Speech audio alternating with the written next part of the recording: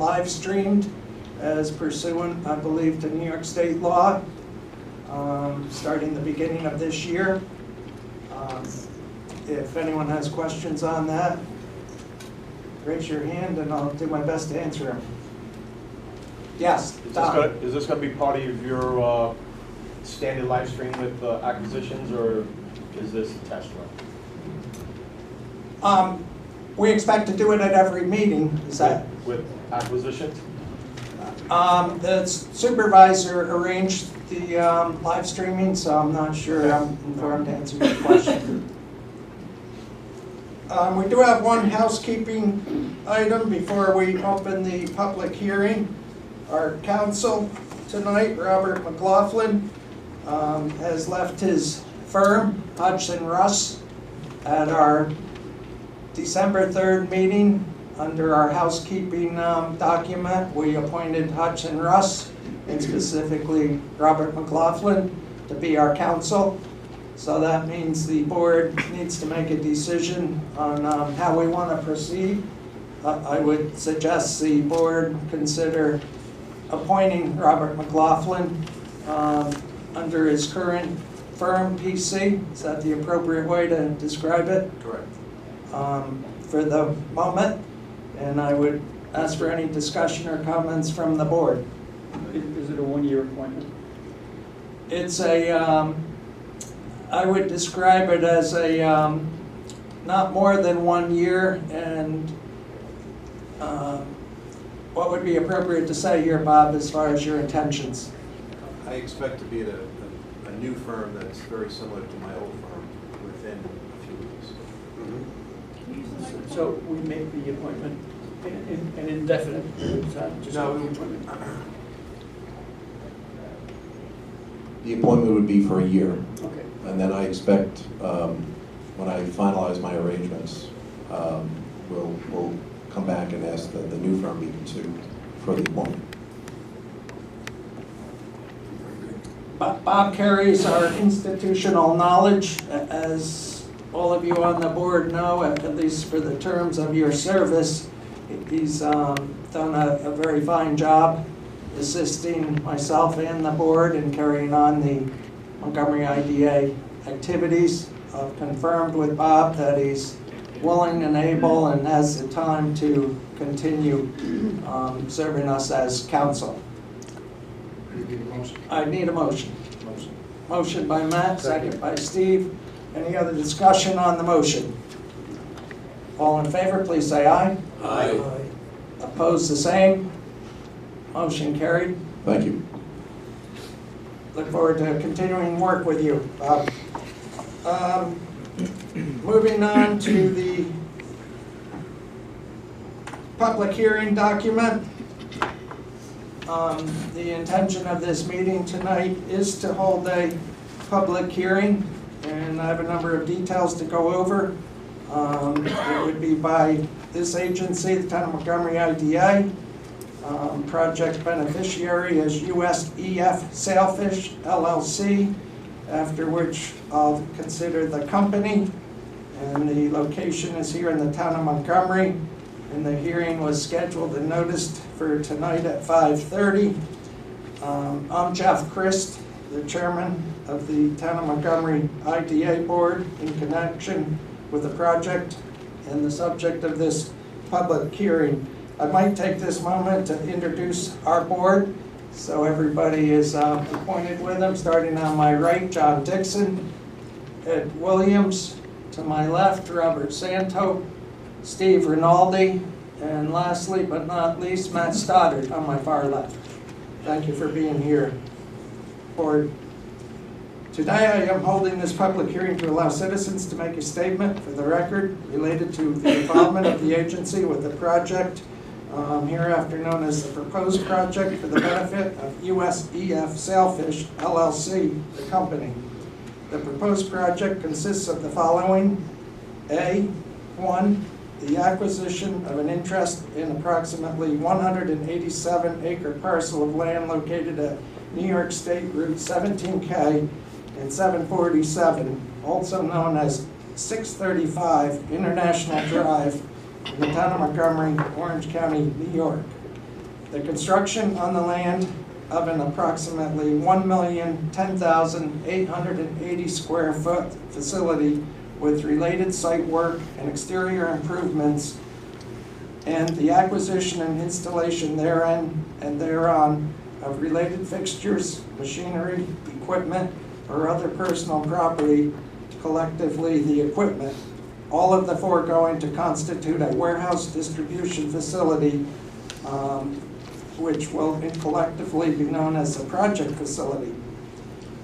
B, the assignment and granting of certain financial assistance within the meaning of Section 854-14 of the Act with respect to the foregoing, including potential exemptions from certain sales and use taxes, real property taxes, real estate transfer taxes, and mortgage recording taxes, collectively known as the financial assistance. All as approved by the agency for the benefit of Blue Water 1 LLC on November 12th, 2019. And finally, C, the lease or sale of the project facility to the company or such other persons or entities as may be designated by the company and agreed upon by the agency. I have more to go, unfortunately. I think there are a couple more seats if you want to squeeze in anywhere, people who are standing. Is Brian here? Could we move a couple seats if we need to? Brian, thank you. As to close, at the special meeting of the agency held on December 3rd, 2019, the company's predecessor, Blue Water 1 LLC, assigned the application submitted to the agency in January 2019 to the company. The company and the company's representatives discussed the assigned application at that time. After such disclosure, the agency scheduled this public hearing pursuant to the Act. The agency is considering whether A, to undertake the project as assigned to the company, B, whether to provide to the company certain exemptions from taxation with respect to the project as determined by the agency on behalf of the company's predecessor, Blue Water 1, for the project and project facility on November 12, 2019, including 1, exemption from mortgage recording taxes with respect to any documents, if any, recorded by the agency with respect to the project in the office of the County Clerk of Orange County, New York, or elsewhere. Exemption from, this is number 2, exemption from deed transfer taxes on any real estate transfers, if any, with respect to the project. 3, exemption from sales taxes related to the acquisition, construction, renovation, and installation of the project facility. And 4, in the event that the project facility would be subject to real property taxation if owned by the company, but shall be deemed exempt from real property taxation due to the involvement of the agency therein, exempt from real property taxes, if any, with respect to the project facility, subject to the obligation of the company to make payments in lieu of taxes with respect to the project facility. If any portion of the financial assistance to be granted by the agency with respect to the project is not consistent with the agency's uniform tax exemption policy, the agent will follow the procedures for deviation from such policy set forth in Section 874-4 of the Act prior to granting such proportion of the financial assistance. Doing okay? I intend to provide general information on the agency's general authority and public purpose to provide assistance to this project that's proposed. I will then open the public comment to receive comments from all present who wish to comment on either the proposed project or the financial assistance contemplated by the agency with respect to the proposed project. The legal authorization and powers of the agencies of this agency are provided by the provisions of Chapter 1030 of Laws of 1969 of New York. And those laws authorize the agency to promote, develop, encourage, and assist in acquiring, constructing, reconstructing, improving, maintaining, and equipping and furnishing of manufacturing, warehousing, research, commercial, and industrial facilities, among others. I'm getting there. Thank you for your patience. Purpose of this public hearing pursuant to Section 859A2 of General Municipal Law of New York, prior to the agency providing any financial assistance of more than $100,000 to any project, the agency, among other things, must hold a public hearing pursuant to Section 859A of the Act. And this proposed project may exceed $100,000. I better not skip too much here. Since a proposed financial assistance to be provided by the agency with respect to the proposed project may exceed $100,000, then prior to providing any financial assistance of more than $100,000, the agency must hold a public hearing on the nature and location of the proposed project and the proposed financial assistance to be provided by the agency with respect to the proposed project. After consideration of the application received from the company, the members of the agency adopted a resolution on December 3rd, 2019, the public hearing resolution authorizing the chair of the agency, myself, to conduct this public hearing with respect to the proposed project pursuant to the Section 859 Act. The chairperson of the agency has caused notice of this public hearing to be A, mailed on December 13th, 2019, and on December 16th, 2019, to the chief executive officers of Orange County, the town of Montgomery, the Valley Central School District, and B, published on December 18th, 2019, in the Wallkill Valley Times, a newspaper of general circulation available to the residents of the town of Montgomery, Orange County, New York. In addition, the chairperson caused notice of this public hearing to be posted on December 19th, 2019, on the agency's website and also on a public bulletin board located here in this building at 110 Bracken Road.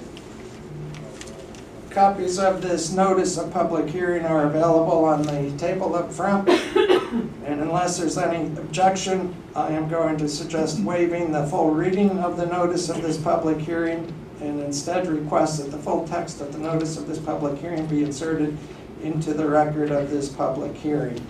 Does anyone object to the waiving of the public hearing notice? Seeing none, I will dispense with reading that. The comments received today at this public hearing will be presented to the members of the agency at or prior to the meeting at which the members of the agency will consider whether to approve the undertaking of the proposed project by the agency and the granting by the agency of any financial assistance in excess of $100,000 with respect to the proposed project. Concerning written comments, the notice of this public hearing indicated that written comments could be addressed to myself, chairperson of the agency. And so far, we know of written comments have been received prior to tonight, have included an email from Beverly Mertz, email from Nina Schneider, email from Seal Van Zandt, email from Ursula Lettner, letter from the Valley Central School District, and email from Virginia Osterhout. These written comments will be attached to the transcript of this public hearing. Before I open the public hearing to public comment, I would like to introduce Don Chase of the company, who will describe the project in further detail, as well as identifying the intended tenant for the project and project facility. Don, welcome. Good evening, Chairman. Step on the pedestal and lift it up. Yeah, I think it's on. Good evening, Chairman Chris, members of the board. My name is Don Chase, partner with Blue Water Property Group. As you know, we are the developer of the project Sailfish and applied to this board back in December of 2018 for financial assistance relative to the project, which, as Chairman Chris just said, was ultimately granted this past November of 2019. We are here today to discuss the assignment of that financial incentive package to USEF Sailfish LLC, a subsidiary of USAA Real Estate, which will own the property going forward. The assignment was highlighted in our original application, and the material economic aspects of the project are unchanged. We will continue as Blue Water to be involved in this project through the development. As a brief update since our last discussion, we have fully completed our permitting process on a state, local, and national level, including site plan approval granted by the planning board in the town of Montgomery in November, and are prepared to begin development of the project. At the request of the chairman, I have with me today representatives from our partner USA Real Estate, as well as from the project occupant and long-term tenant Amazon.com. Although Blue Water has been the face of Project Sailfish on a local level, we have been working with USA and Amazon since July of 2018. Paul Segreto is Manager of Industrial Asset Management for USA Real Estate, and Brad Griggs is Senior Manager of Economic Development at Amazon. Each are prepared to make a remark or two to the board this evening. Paul?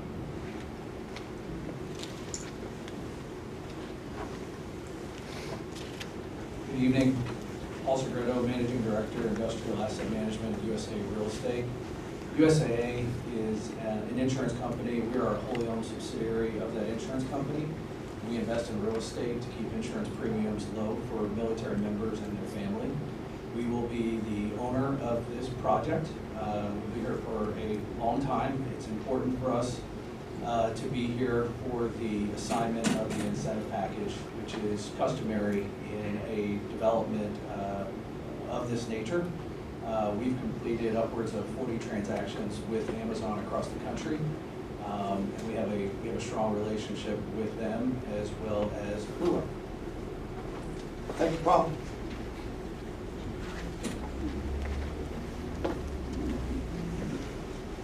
Good evening, Mr. Chairman, board. Thank you for having me this evening. My name is Brad Griggs. I'm a senior manager on the economic development team with Amazon.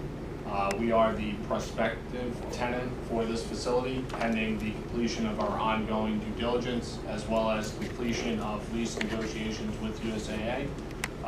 If this facility does move forward with us as the prospective tenant, it would be a fulfillment center in our national or global network. It would be a non-sortable facility, meaning that it would contain products of a larger nature, patio furniture, appliances, things like that. We are prospectively going to employ 800 full-time employees at the site as per the application. Those employees will all have a minimum of $15 an hour and comprehensive benefits. Thank you very much for your time this evening, and thank you for the consideration. Thank you, Brad. I will now open this public hearing for public comment, and I'm supposed to document the time. 5:49. Bob has been well trained. By way of operating rules, if you wish to make a public comment, please raise your hand and I will call on you. Please wait to be recognized. Once recognized, please stand and state your name and address for the record. Please keep your comments to 5 minutes or less, so all those present today may have a chance to comment for the record if they so choose. If your comments mirror those of someone who has already spoken, you may so indicate and then relinquish the podium to another speaker so that all views represented at this hearing may be heard. When everyone has had the opportunity to speak, I will conclude this public hearing. A record of this public hearing will be prepared and reviewed by the members of the agency in connection with the agency's consideration of the proposed project. Again, the purpose of this public hearing is to solicit public comment. We are not here to answer questions. However, we will, in the course of this public hearing, consider questions if we have the information to answer the questions and there is sufficient time to consider such questions. I will now ask if there is anyone in attendance who wishes to comment on either the nature and location of the proposed project or the proposed financial assistance being contemplated by the agency with respect to the proposed project. For the record, please state your name and indicate your comments on either the proposed project or the proposed financial assistance being contemplated by the agency with respect to the proposed project. Brian, would you like to start? Absolutely. Good evening, everybody. It's my first meeting as town supervisor in front of you, the Industrial Development Agency. The first thing I want to say is thank you for your service to the town. It is really appreciated. My comments are based on a discussion that we had at my reorganization meeting, which took place last Thursday. And we had a discussion as a board on a number of topics. Obviously, I think we all know and have seen how advertised it's been that the town is in need of an updated comprehensive plan. That was a big part of our discussion. Also part of our discussion was your public hearing this evening. And it was felt by a majority of the board that we wanted to make some statements regarding what you'll be talking about this evening. So I'm going to read this letter and then I'm going to have some more comments afterwards. I write on behalf of the Montgomery Town Board. As you're aware, a newly constituted town board was seated as of January 1st, 2020. We are aware that the first public hearing with respect to the above referenced application submitted by USEF Sailfish LLC is being held before the Town Industrial Development Agency on this date. The application relates to the approximately 1 million square foot warehouse to be considered on New York State Route 17K. Set forth in the application and the notice of public hearing dated December 13, 2019, the town board is also aware that this application seeks assignment of the approvals and benefits previously granted by the agency from Blue Water to Sailfish. The purpose of this letter is to raise certain points for consideration by the agency prior to any vote on the current assignment application. It is the opinion of the town board that the agency should reconsider its participation in the project and whether Sailfish should be granted any financial assistance or incentives by the agency. In the first instance, it is now essentially common knowledge that the contemplated project being assigned to Sailfish is an Amazon company warehouse and distribution facility. The assigned financial benefits sought by Sailfish include, but are not limited to, exemptions from certain sales and use taxes, real property taxes, real estate transfer taxes, and mortgage recording taxes. Page 4 of the application states that the estimated value of the total requested financial assistance is in excess of $25 million. According to a recent Bloomberg report, Amazon's approximate market value is near or exceeds $1 trillion. The financial assistance at issue here, therefore, represents approximately 0.0025% of the company's value. Conversely, the real property tax exemptions, if granted, total $21,500,000. Obviously, these exemptions would have massive and detrimental long-term financial consequences to the local taxing authorities. Secondly, the agency is reminded that Medline Industries, a nationwide manufacturer and distributor of medical equipment and supplies, recently withdrew the application for the same types of financial assistance it previously submitted to the agency and is nevertheless proceeding with its development project. Although Medline is an extremely large and profitable company, Sailfish Amazon is exponentially larger and certainly will not suffer any consequences to its existence and operations should there be an instant application be denied. Finally, the agency is respectfully advised that Sailfish is in the process of applying for building permits with the town's building department. The town board believes that the company is moving forward with its plans to commence construction by virtue of the approvals already granted by the town. I'm sorry, can you slow down a little bit? I will submit this as well, for the record. In the opinion of the town board, the primary purpose of granting benefits by an industrial development agency is to attract new businesses to an area when it is critical that financial assistance is the only way to facilitate a project. Due to the inherent geographical benefits of the town of Montgomery, as well as the substantial financial strength of the applicant, Sailfish, like Medline, should proceed with the project without agency involvement. Accordingly, it is simply unnecessary for the instant application to be granted. For the foregoing reasons and others which will undoubtedly be placed in the record before you by other stakeholders within the town at this public hearing, the town board respectfully urges the agency to take the following actions. Keep this evening's public hearing open for multiple sessions to afford those who cannot appear this evening an opportunity to be heard on the issue of great importance. Upon due deliberation, determine that the application for assignment of the approvals previously granted by the agency on November 12, 2019 should be denied. And upon further deliberation, determine that the November 12, 2019 agency approvals should be withdrawn. Thank you for your consideration. And I just want to add one other note. There was a notice by Kristen Brown, our councilwoman on one of our boards, on our town board, that there was a difference in language as opposed to the seeker financial statement, and I'm going to submit this to you, Chairman. It actually speaks to the sewer treatment plant, and that the language specifically states that it would be developed and deeded to the town at our request, but the actual language is different, and I'm going to show this to you and submit it for the record. Hopefully we can take a look at that language and make a tweak. And from a procedural standpoint, this is the last thing that I want to be doing because we just took office and the board felt strongly. We felt it was important to air this concern, but in a perfect world and in the world that we're going to create here in the town of Montgomery, we're going to have a comprehensive plan that's updated. We're going to have all the rules set forth, and we're going to make sure that our zoning is the way it's supposed to be, and the way that we want it to be as a community, with a conversation that's going to include a ton of public participation, so that we don't have this issue, so that we are one team moving forward together. The last thing that I want to do is be up here and be in a situation, 2 years of work being done by both the applicant and all of you up here, and then have a statement like this made from a town board. That's certainly not something that I want to see happen in the future. So hopefully working together, this is the last time something like this happens. I hope that you take into consideration the comments today, and I will submit them to you, Mr. Chairman, for the record. Thank you, Brian.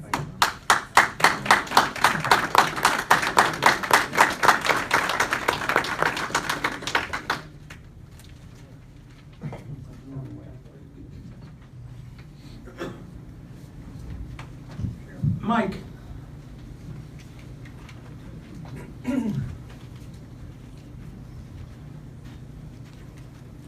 Thank you, Chairman Chris. Thank you, Board, IDA Board. My name is Mike Anagnostakis, A-N-A-G-N-O-S-T-A-K-I-S.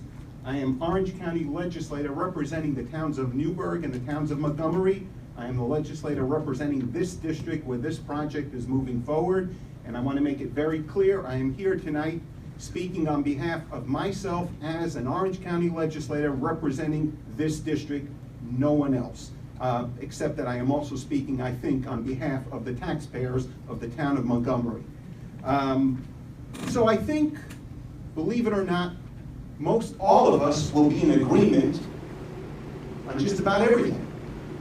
We want the project to move forward. We think it's a good location for such a project. It probably is going to give us a lot of jobs. It'll give us construction jobs. It'll enhance the economy going forward.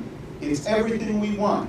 The company will actually get many benefits. It will get mortgage deductions and sales tax exemptions and 485B exemptions, which they could automatically apply for, so they will get tax relief also. Where we disagree is on that final step. Do we move forward with that final tax dollar, which is the IDA grant of a pilot, for this particular company, or any particular company? Now, you're in a very tough position because you have people telling you a lot of different things. I've heard people tell you it's an automatic coupon. Everyone gets it.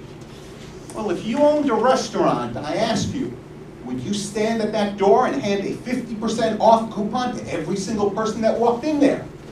I bet you wouldn't do that. I bet you would take each case individually and study it individually. Let me give you two examples before I go on to this particular case.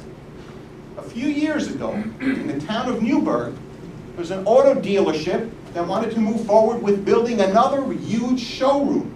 A lot of construction jobs, a lot of future sales jobs, a lot of impact for the town.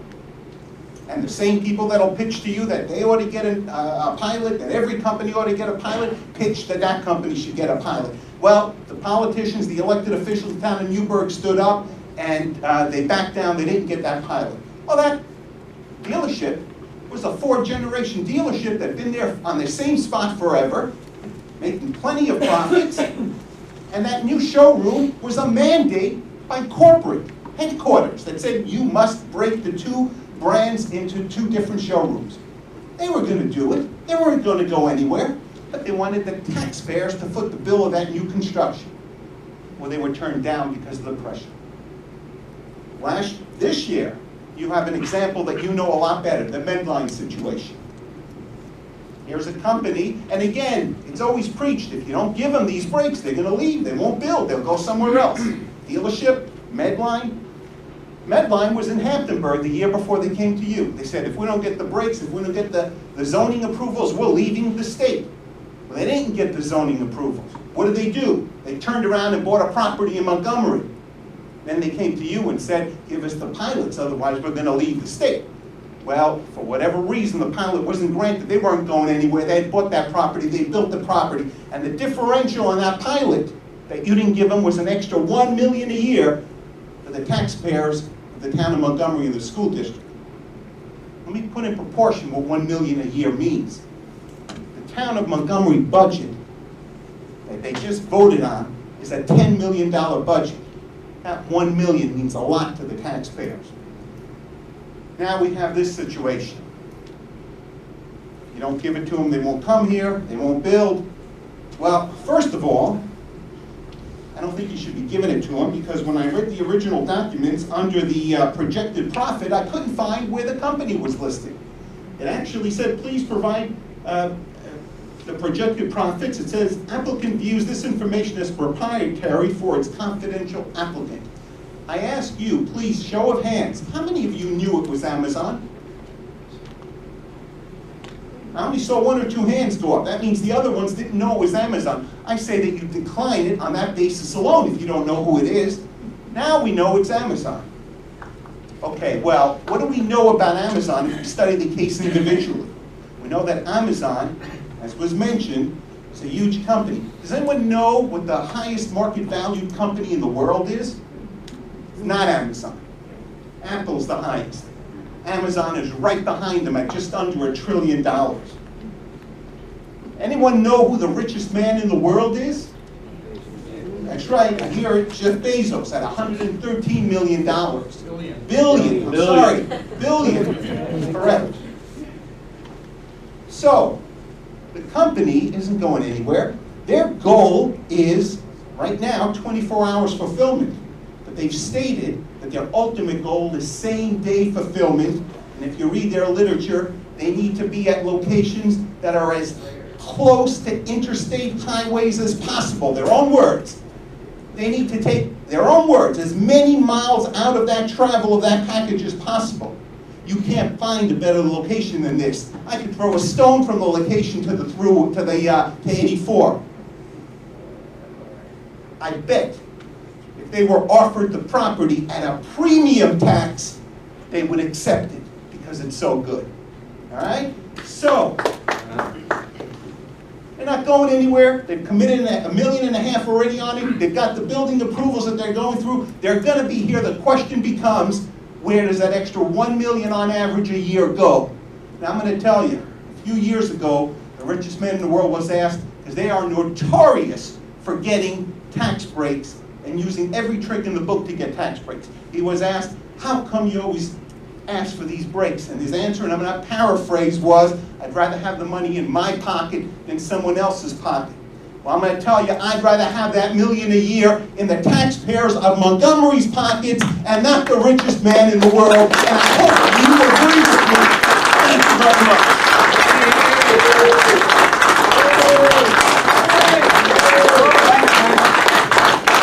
Son? You're next. Thank you, sir.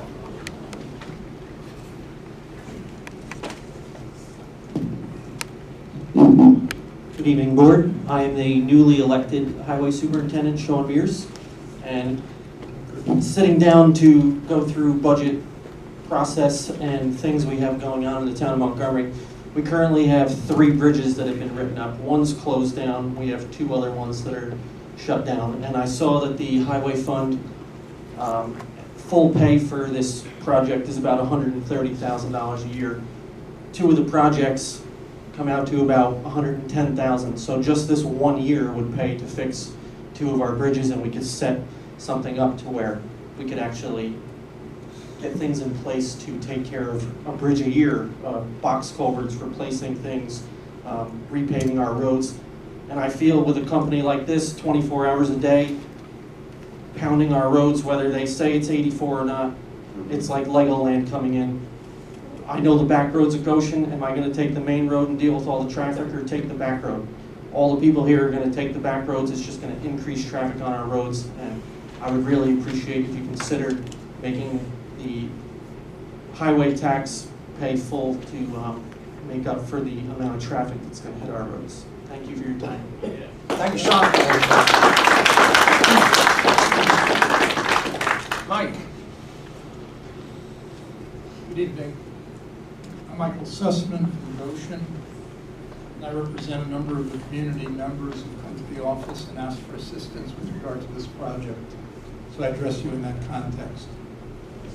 First of all, I wanted to compliment the new town supervisor for his presentation, and Mr. Anagostakis, while he and I disagree to some extent on this, I think the essential point that you've heard is critical. Subsidization for the wealthiest in the society, with the profound income inequality which we have in our society, is fundamentally wrong. The IDAs have broad authority, and that authority should be utilized to rectify income inequality, not perpetuate it. I heard the gentleman from Amazon say that the jobs would pay $15 an hour as a starting salary. If you aggregate that to a 40-hour week,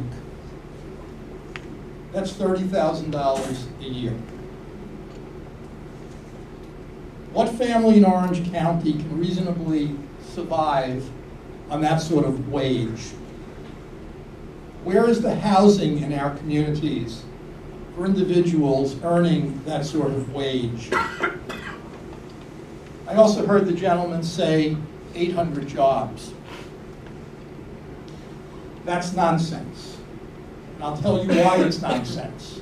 The industry he represents is one of the fastest automated industries in the United States. Those who know anything about warehousing will tell you that 800 jobs today are 200 jobs in 5 years. That's the nature of that industry. High levels of automation, extraordinary levels of automation, which are not being explained to this board, and are in fact all over the country being operationalized. Now, the fact of the matter is that your community's comprehensive plan, as the new supervisor mentions, has not been reviewed for literally a generation. The studies which have been done by this entity fail miserably to analyze cumulative impacts, which are impacts which are going to derive from the plethora of like projects in a similar geographic area. None of the environmental studies look at cumulative impact, including that by one of the wealthiest corporations in the world. They're trying to get away by cutting corners, and those will be legally challenged because they are factually inadequate. Factually inadequate.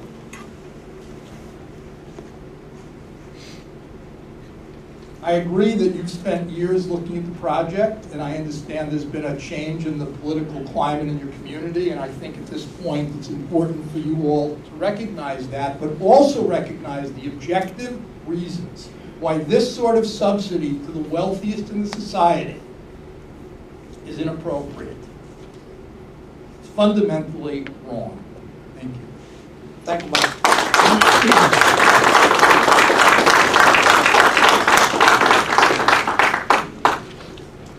Kristen.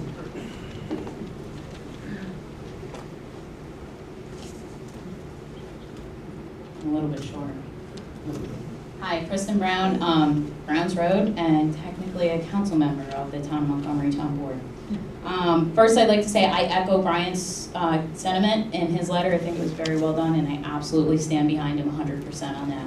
But just for points of clarity, just because I'm a little bit more specific on things, in regards to the wastewater treatment plant, the application states in section 3 on page 10 that the plant will be developed and deeded to the Town of Montgomery. Similarity, paragraph 11 on page 14, the application states quotes, will be deeded to the town of Montgomery and to be formed sewer district for the purpose of future municipal service, and it continues, end quote. This is not an accurate representation of the current state of the project. The secret findings adopted by the town planning board and the town board by prior resolutions, which has been submitted to the agency, notes in paragraph 17 on page 32, that while an offer of dedication will be made by the applicant, the town is under no obligation to accept the offer of dedication. This time, the town has not been presented with an offer of dedication and has certainly not taken any affirmative action to indicate future acceptance of this facility.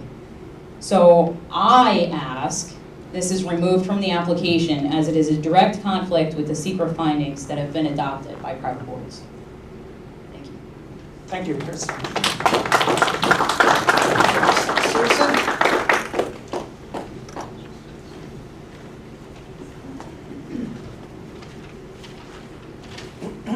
Susan Cockburn, Town of Montgomery.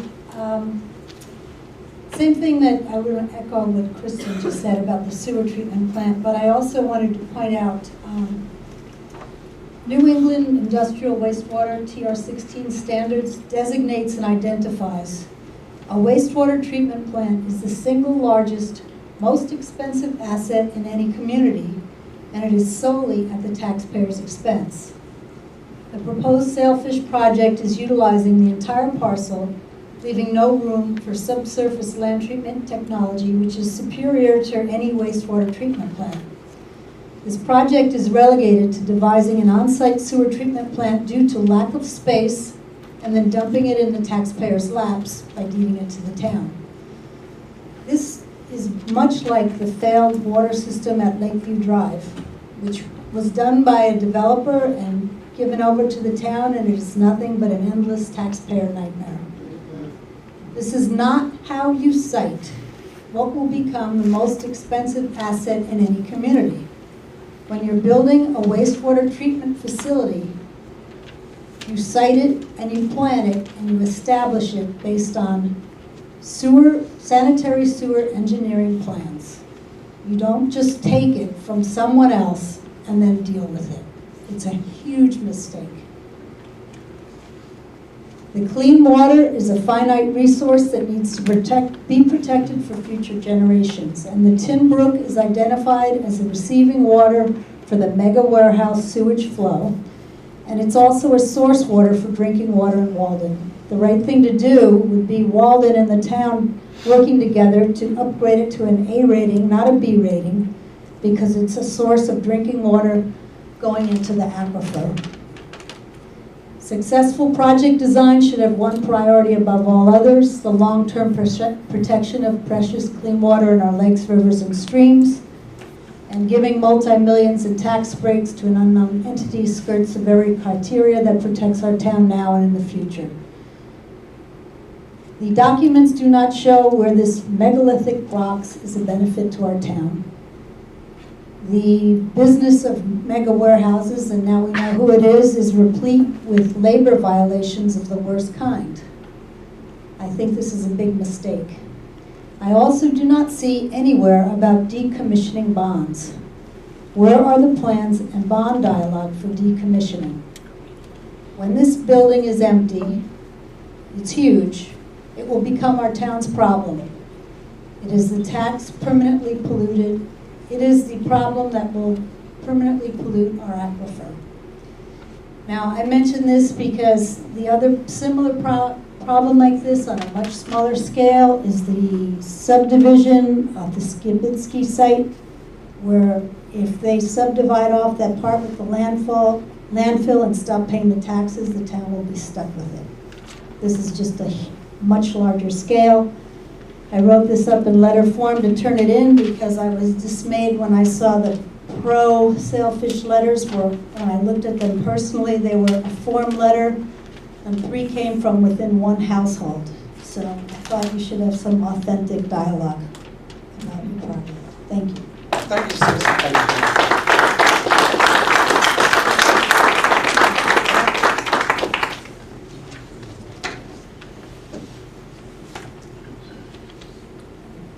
Good evening. My name is Chris Mealy, M-I-E-L-E. I'm the president of Concerned Citizens for the Hudson Valley. Many of the members of our organization, which is in excess of 120 people, are people from Montgomery as well as other areas, although I reside in Hampton. I look at this application that you have before you, and I have very specific reasons as to why you can't even consider it. But basically, I look at it in three different ways. One of them is competency. One of them is ethics. What we have to keep in mind in ethics is you're not the one who gets to judge, we do.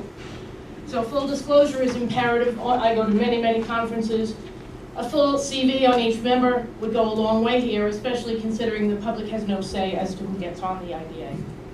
In addition, the public has no input on the IDA as to who gets the contracts and who gets the tax breaks. This is actually a very good thing. Most IDAs don't even have a public forum like this. School boards have no seat at the table, which in the case of the IDA actually increases the school tax for the community. So in effect, this is taxation without a voice. Lawyers often work for the applicants or their sponsors and couldn't possibly give solid advice to anybody, as they have a vested financial interest in the outcome. I don't know if that's the case. I don't assume that it's not the case with you, but it's very common on many of the IDA boards. I represent the agency. Pardon me? I represent the agency. Okay. Regarding the new application, this is far from a mere new name change. On page 5, the applicant will not have any FTE jobs.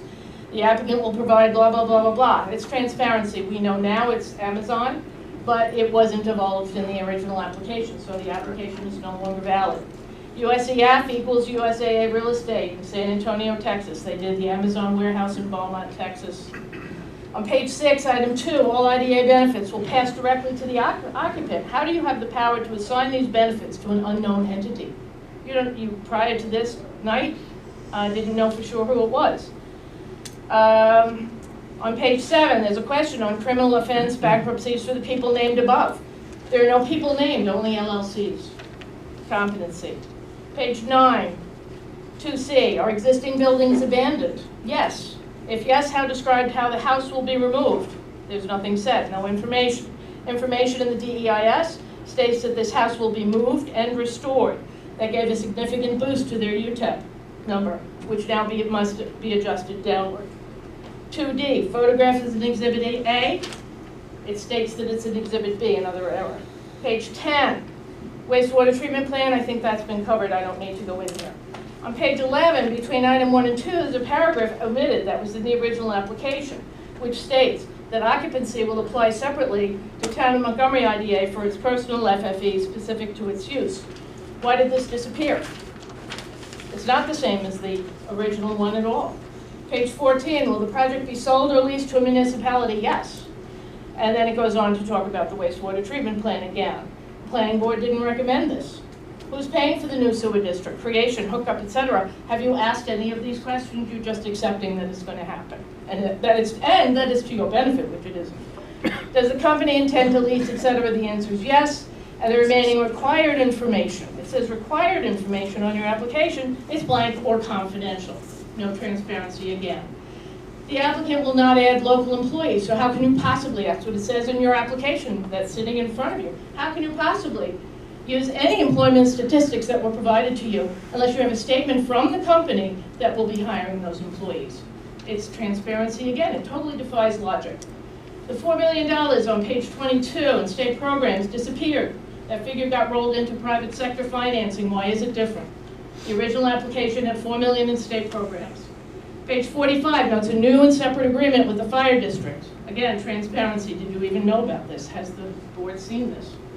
The real kicker for me is the multiplier, which is on the last page. I think they've applied some of Merlin's magic here. I estimate that the multiplier using the Upjohn Institute study is something like a 1.4 in this instance. There's a publication which all of you should read, or should have read, and I urge the town board to read it as well. Actually, everyone in Montgomery should read it. It was done by the Rural Pennsylvania, which is a legislative agency of the Pennsylvania General Assembly. And it's called The Economic and Transportation Impact of Warehouses on Rural Pennsylvania. This publication is a very good source of information on the effect of warehousing. Has anyone sought out this type of information? Well, that's part of your due diligence. And it's part of it, but transparency tells us that the partnership came up with that multiplier. This publication says that the research also revealed that in 2004, warehousing activities in Pennsylvania produced $2.9 billion in direct output and nearly $7.3 billion of additional activity.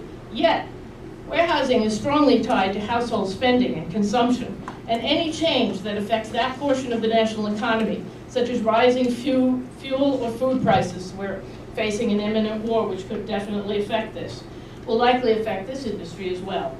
Also, warehousing has some of the lowest income and job multipliers of any sector in the Pennsylvania economy. Although Pennsylvania gained warehousing jobs, warehousing relative weak backward purchases links stimulated few additional jobs and spurred little wage and income growth in other sectors of our economy. Warehousing growth by itself produces very little in the way of broad ripple effects that positively affect and influence other economic indicators. You as a board are not considering the impact on the highway system, which has, according to one study, truck traffic increased 216%, this is really important, while the capacity of the interstate highway system only increased 18% since 1980. How are you going to handle these trucks? They're going to be sitting there. Economic growth in warehousing and trucking can provide jobs for people and new tax bases for municipalities unless tax deferments or tax incentives are used. With respect to infrastructure and the environment, however, these activities place additional burdens on an already overburdened highway system and generate air quality, water quality, and land use impacts that can reach far beyond their surveyed footprints. The results indicate that warehousing displays relatively weak purchasing links to other sectors. This is my argument against this multiplier. Chris, can you wrap up shortly? Your time's up. In this case, an argument can be made that both warehousing and trucking are passive industries that cannot produce the desired effects that you want. And I really urge you to read that particular thing. I'll give you a copy of my comments. Okay, thank you. Thank you, Chris. Thank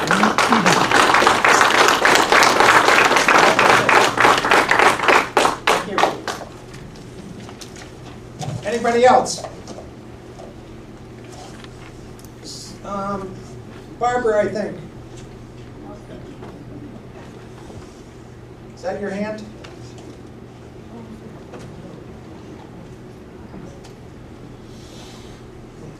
Good evening, I'm Barbara Lerner. I own the property on the corner of Route 747 and 17K. We've owned that property since the 70s. I'd like to remind the board that you've been served with a complaint petition regarding the zoning of one of the properties included in this project. It would be inappropriate to even entertain any IDA benefit for this project until a decision has been rendered by the court.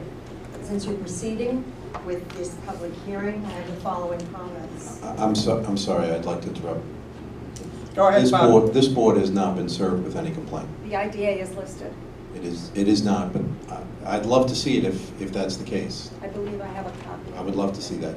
Okay, wait, after my comments, I will have a picture of you receive that. Excuse me. I've been trying to connect the dots on this company, the representatives, the people, the companies that are listed since 2018. With each iteration, it becomes more and more complicated. It's like trying to connect the dots on a Georges Seurat painting, except that when you step back from one of his paintings, everything comes into focus. Here, everything becomes more confusing. We finally know that Amazon, it's been verified, I should say, that Amazon will be the ultimate occupant. But prior to that, and this goes back to transparency again, there was Blue Water Industrial Partners, then there was Blue Water One, then there was Blue Water Property Group, but I was told about this in March of 2019. They never bothered to tell the planning board until July. Then you had Blue Water One transfers everything to USCF Sailfish, and then that winds up going to USAA Eagle Real Estate Multi-Sector Partnership and US Real Estate Limited Partnership. No names, no addresses initially, and then just the addresses, but no contacts within the application itself.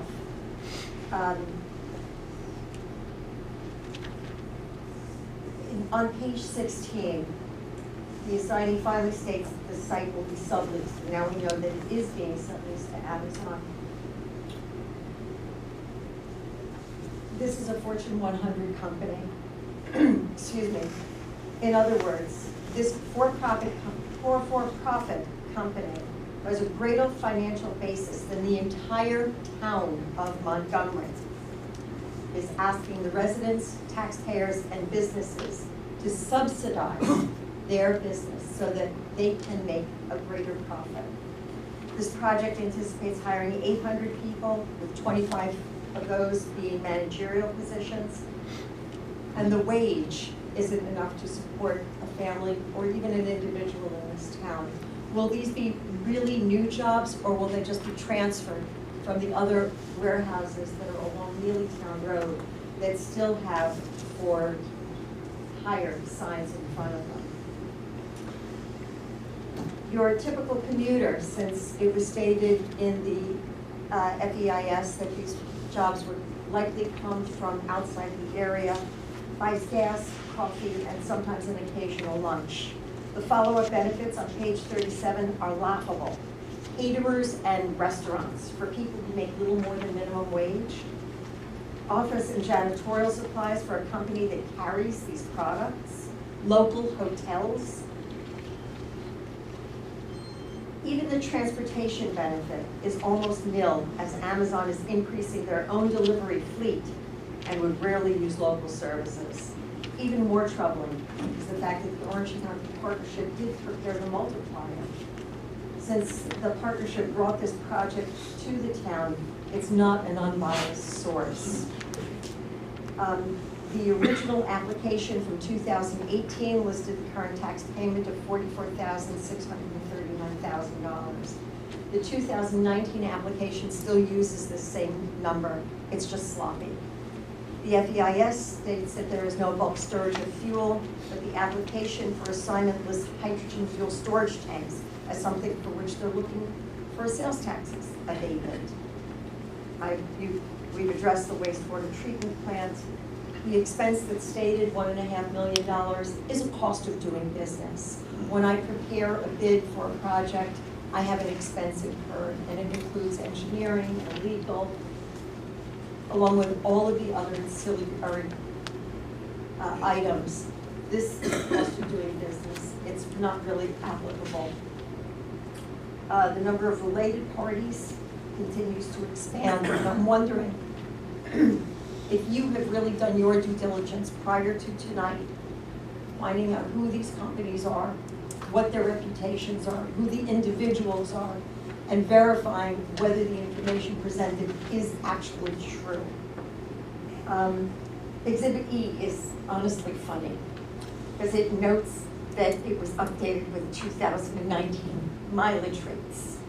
Added to all of the other errors, this cannot be excused as a simple typo. The number of errors and omissions should automatically disqualify this from even being considered. The fact that you're bringing this forward is inexcusable. As a business person, if I went to my bank with a business plan that had this many errors, omissions, and uncorroborated statements, my application would be summarily rejected. You have a moral obligation to every resident, every business, and every taxpayer in the town of Montgomery, and I expect you to do the same. Thank you.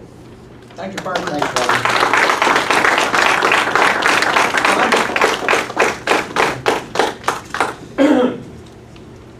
Don Berger, Village of Montgomery. I'm just going to rehash a few of the things a few of the people I've already spoke about. I want to reiterate what I had talked about to you, this board here last month, and that's my objections of Mr. Stoddard sitting on this board today, making any decisions. We know we have an ethics complaint with him that's been completed. He shouldn't be sitting here. He shouldn't be rendering any decisions. He shouldn't be voting. With that being said, my concerns part to Mr. Stoddard is that we have a local law that was created that was penned by Mr. Stoddard. That was back in March. As you know, this applicant came here and asked them to reduce the local law from 85 to 60%. Mr. Stoddard was for that. So you figure, you do it one time, what about it? And all of a sudden this past December, at your December 3rd meeting, Stuart Holden shows up. And what happened at Stewart Holdings, that everybody might know, that's that, I don't know what that is over there by ShopRite. Hey, Don, we're talking about the project. This is before about us the tonight. project. This is about the project. If you let me continue. We're worried about the local labor. Over at the Stewart Holdings, they had no local labor when it came to the steelworkers, and you allowed it to pursue. I object to that. Furthermore, this Amazon, now that we know who they are, I was going to hold off on this, but since we know who they are, I guess I'm going to bring it up.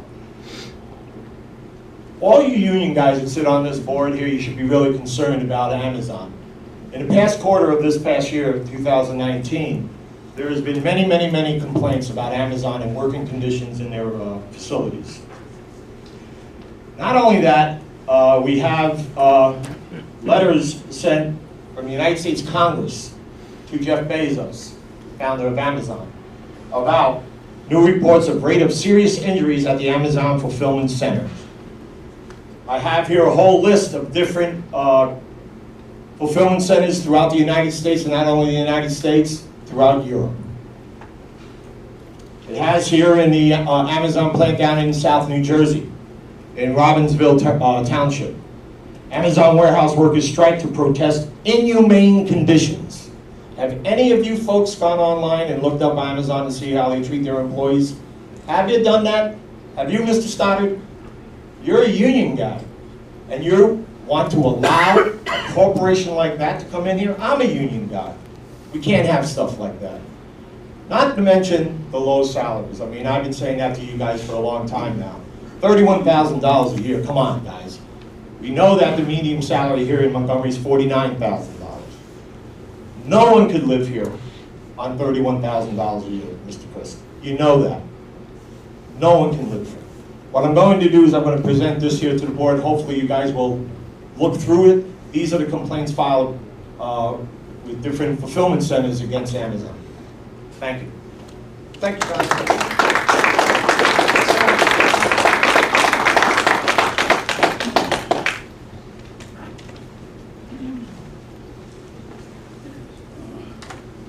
Richard Bistrak, I'm at 465 State Route 17K, Rock Tavern.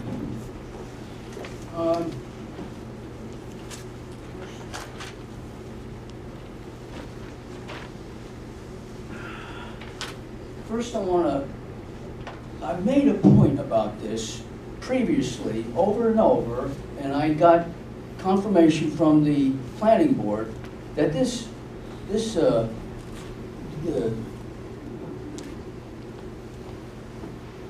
plant that they're putting in for sewage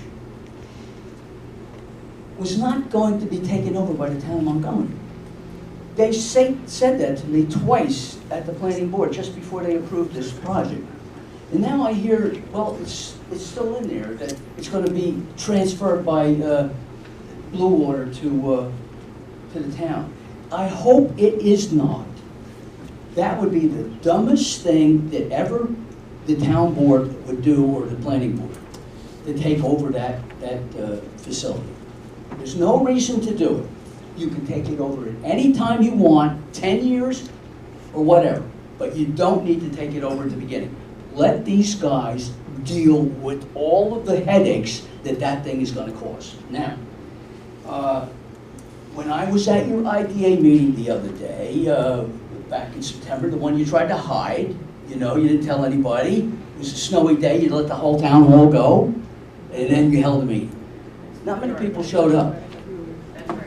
That meeting... Excuse me.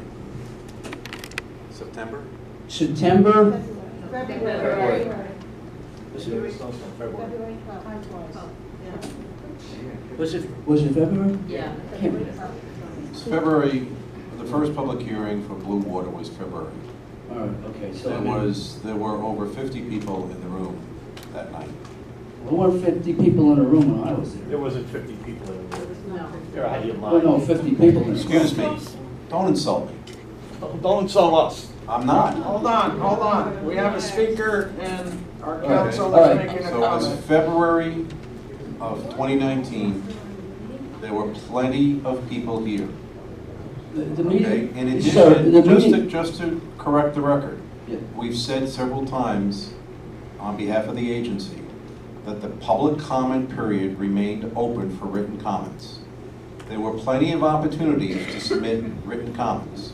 In addition, the chair opened the meeting in November for additional public comments.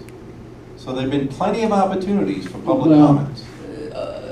I'm not gonna argue that point, okay? Now, at the meeting that I was at, and here's the notes for it. I don't know if there's a date on it, but at the meeting I was at, I said that there will be no sewer lines run down from that sewer plant. I said, mark my words, anybody want to bet their job on it? And Mr. Winchell raised his hand, I will. And I said, well, we'll see, we'll see. And where's Mr. Winchell? He's bet his job on it, it's gone. Okay, I hope the letter that I wrote in October regarding Mr. Winchell's circus that he had here with the planning board, with all of the union carrying sailfish signs, I wrote that letter in the Wallkill Times, and I hope it had something to do with him not getting his reelection. I hope it did. I don't know if it did. But, You have a minute, Richard. I got a minute, that's it? Yes. All right. Here's what I'm gonna give you in a minute. You see this? This is your, on the internet, Town of Montgomery Development Board, Article 1, your agency. This tells you everything about how you guys operate. All right? I'm gonna tell you what I think about it. That's what I want done with this agency. Note that I just ripped this up. I want this agency done with. We're through. I still have faith in capitalism. I don't want this approach that everybody needs social help to get going here. So I want to do away with your agency because we don't need it. You guys could look for other jobs. We don't need you. All right?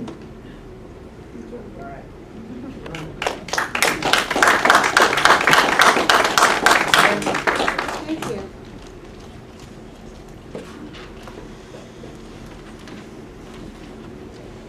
Also, as a point of correction, I have a copy right here in front of me. The minutes Your from... name, My ma'am? name is Beverly Mertz, and I live at 237 Freda Street in Montgomery. I have a copy of the minutes from February 12th, 2019. And that comment that the previous person just spoke about is right here in these minutes. You want a copy? It's here. Which comment is that? The comment about the wastewater treatment plant, and where he said, mark my words, anybody want to bet their job on it? And Mr. Winchell said, sure, I will. Those are right here in these minutes. Now, on to what I want to talk about.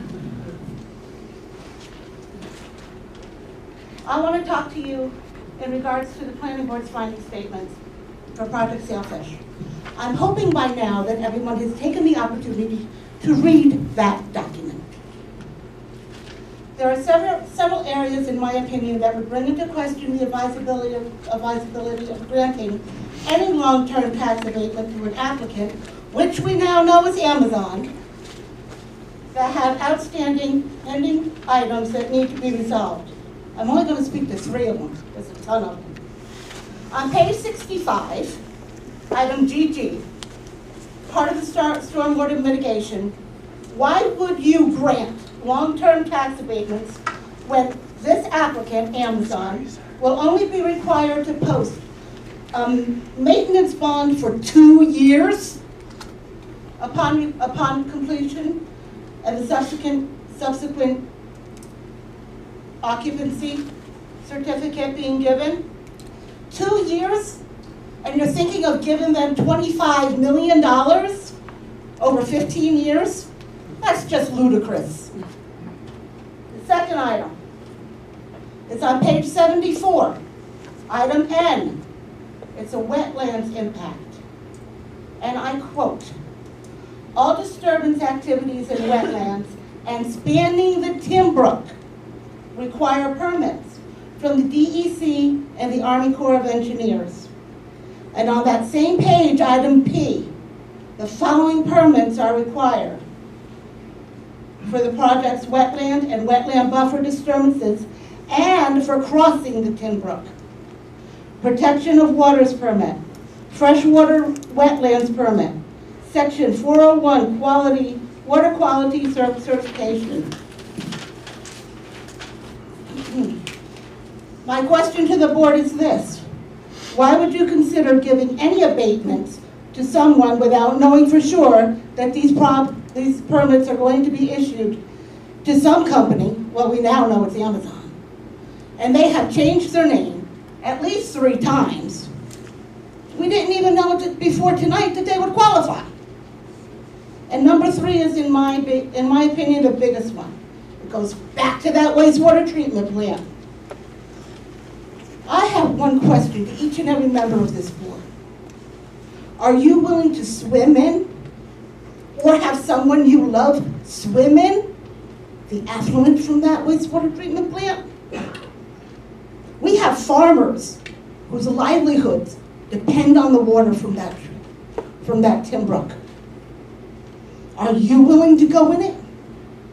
Are you willing to put their livelihood at risk to allow Amazon, the richest man in the world, $25 million, and take it away from the school district?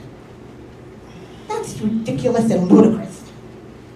So based on the facts alone, in my own opinion, which you have clearly heard, notwithstanding, this applicant, and this was written before it was confirmed it was Amazon, whomever it is, and their unknown confidential tenant, which is totally, ridiculously absurd considering this amount of money, should not be given any tax breaks at all. I pay my taxes. I hope you pay your taxes. Let these people pay their damn taxes.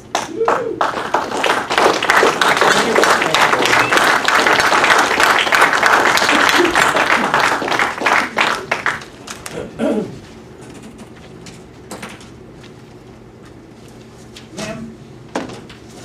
Thank you.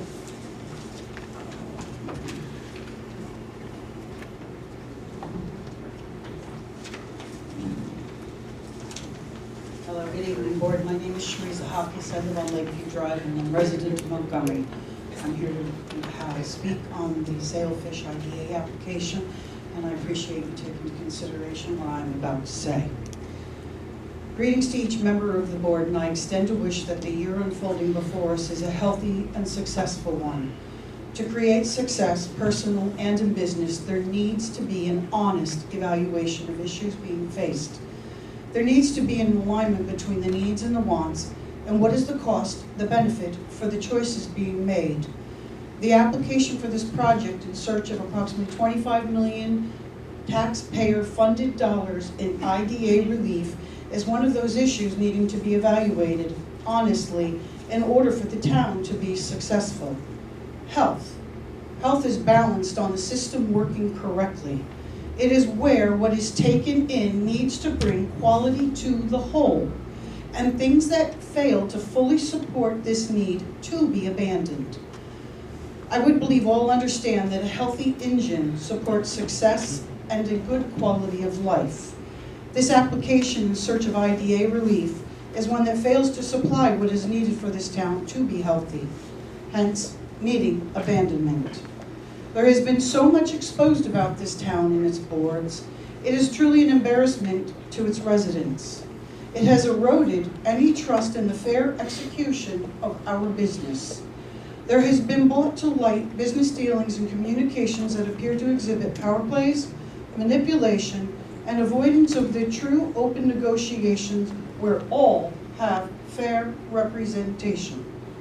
Quoting from Exhibit P in the Committee on Investigations and Government Operations, Senator Skoufis is the chair, and quoting, "Opposition is getting momentum. They are angry and getting pushy and uncivil.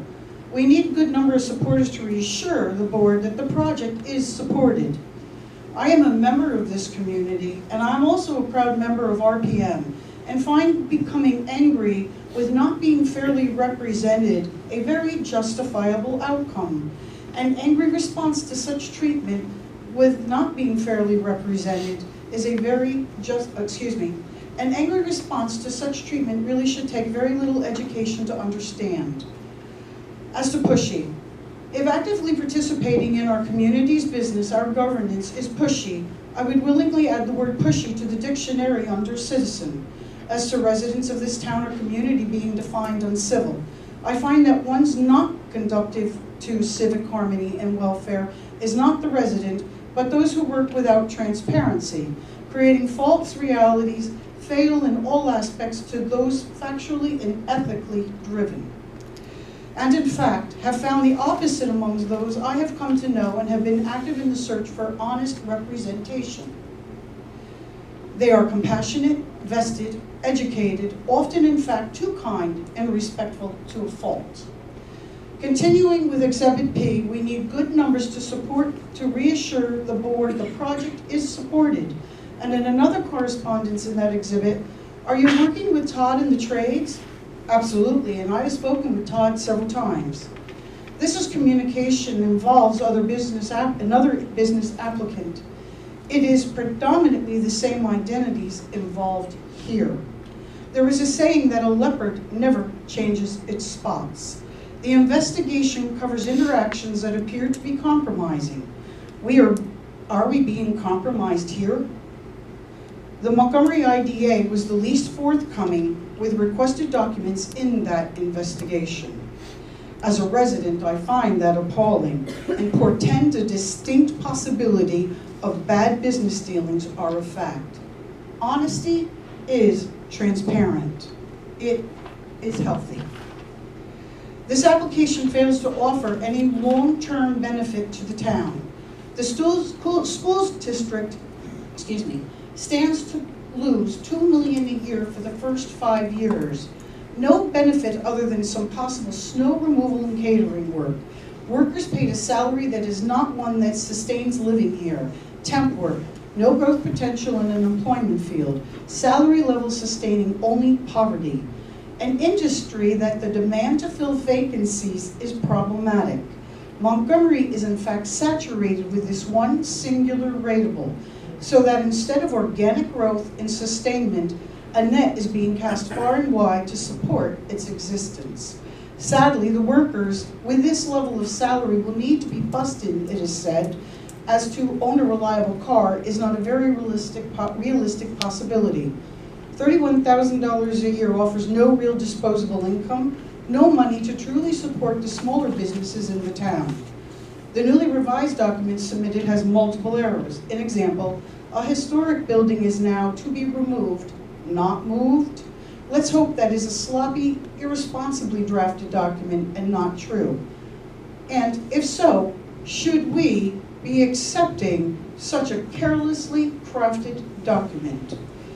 An application that cannot state any true benefit to the town, only the proposition of a sewer by their design, their dime, with no choice, no say from the taxpaying, the 65% taxpaying resident, who will be left maintaining the applicant, the LLC's choice of what is best for this town.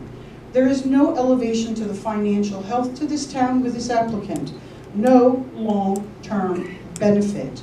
Those who would live only for service of themselves fail to elevate everything and only increase the burden of others. That is important. There is a tomorrow in every new year. In that tomorrow, will there only be the bill or will there be a benefit? So with the wish for success and health comes the responsibility to see to the diversification of our revenue sources, for the ability to remain solvent in an economic downturn. I need to create a location that gives every resident a return on their investment by ensuring a quality environment, an action that will drive tax revenue, not erode it. The engine needs to be sound. Transparency is imperative to evoke trust. And while I believe all can think on their own and look out for their view of what is best in interest of this town. That is not a decision to be based on a single entity. It is not a decision to be based on falsely created scenarios meant to sway. It is not a decision to be made in backdoor arrangements that may be viewed in circumvention of legal statutes. It is not a decision to be made because the back I scratch will scratch mine. I'm done. Okay. 2 sentences. Thank you, sir. Thank you for your patience. It is one that should be made to drive this town to a long-term financial position where the school is funded by a balanced town economic engine. The 65% of the taxpayers pay fairly but receive fairly. Where newspapers, residents, senators, and others view our ability to make critical decisions without the now seated skepticism about that ability. Where our reputation in the valley, the state, is one to be proud of, not ashamed. And one where a corporation, or in this case an LLC, to state only a leaseback sublease for 15-year commitment with no benefit is told to pay their taxes in full. Give no approval to this IDA application. No healthy, successful business puts themselves in the red. Thank you. I would like to present.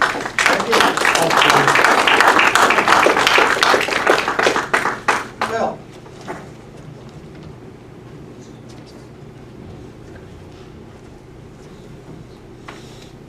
Thank you, Mr. Chairman.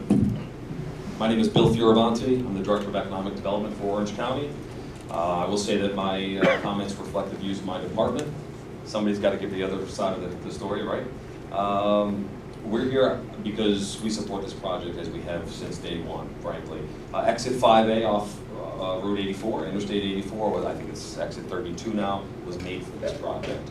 As your fine legislator already said, it's a stone, the site is a stone's throw from Route 84, so the truck impacts are minimal. You've got the airport within a mile, so and there's potential cargo to come out of here, which would continue to maximize the airport, which is really what our vision is. And you're talking about a quality company that's coming here and will be relevant for decades. The impacts that we're concerned with have all been addressed this secret. That we have the New York State's Environmental Quality Review is one of the most stringent in the land, and Sailfish, Blue Water, and their consultants have had the answer to all of that. As is the process as it should be in this area.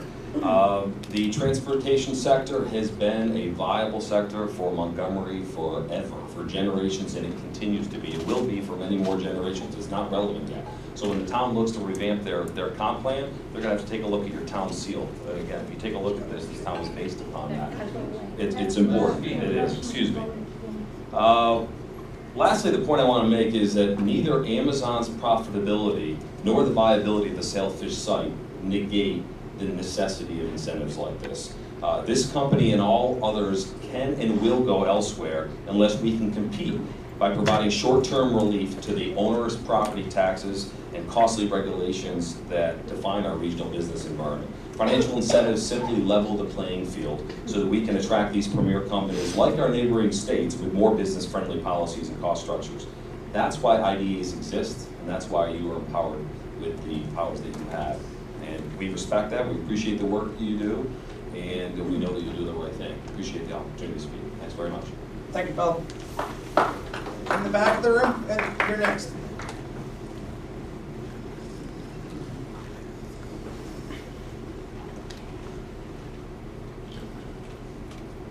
Hi, Karina Tipton, Village of Montgomery. I'm going to submit these comments by email to you after I speak. My comments on this application are specific to the stated or perceived benefits of this project to the town of Montgomery. The IDA is required to evaluate the benefit of the applicant project to the town of Montgomery as the impact of any tax benefit has a reciprocal impact on the taxpayers in the town and must be offset by us. The application states that it will include at least 800 long-term operational jobs. On page 4, the salary range of these jobs is stated to be between $31,200 to $60,000. The average salary of these jobs is stated to be $31,156. On page 18 of the application, and backing up how you can get an average that is so close to the minimum of this range, it is stated that 25 of these jobs will be professional, and 775 of these jobs will be unskilled, which I expect to be the minimum of the range. Only 3% of the jobs anticipated to be required to operate this warehouse will be at the professional level with the associated salary of approaching $60,000. The reason this is important is because there is no expectation or guarantee that these will be local jobs, by which I mean local to the town of Montgomery.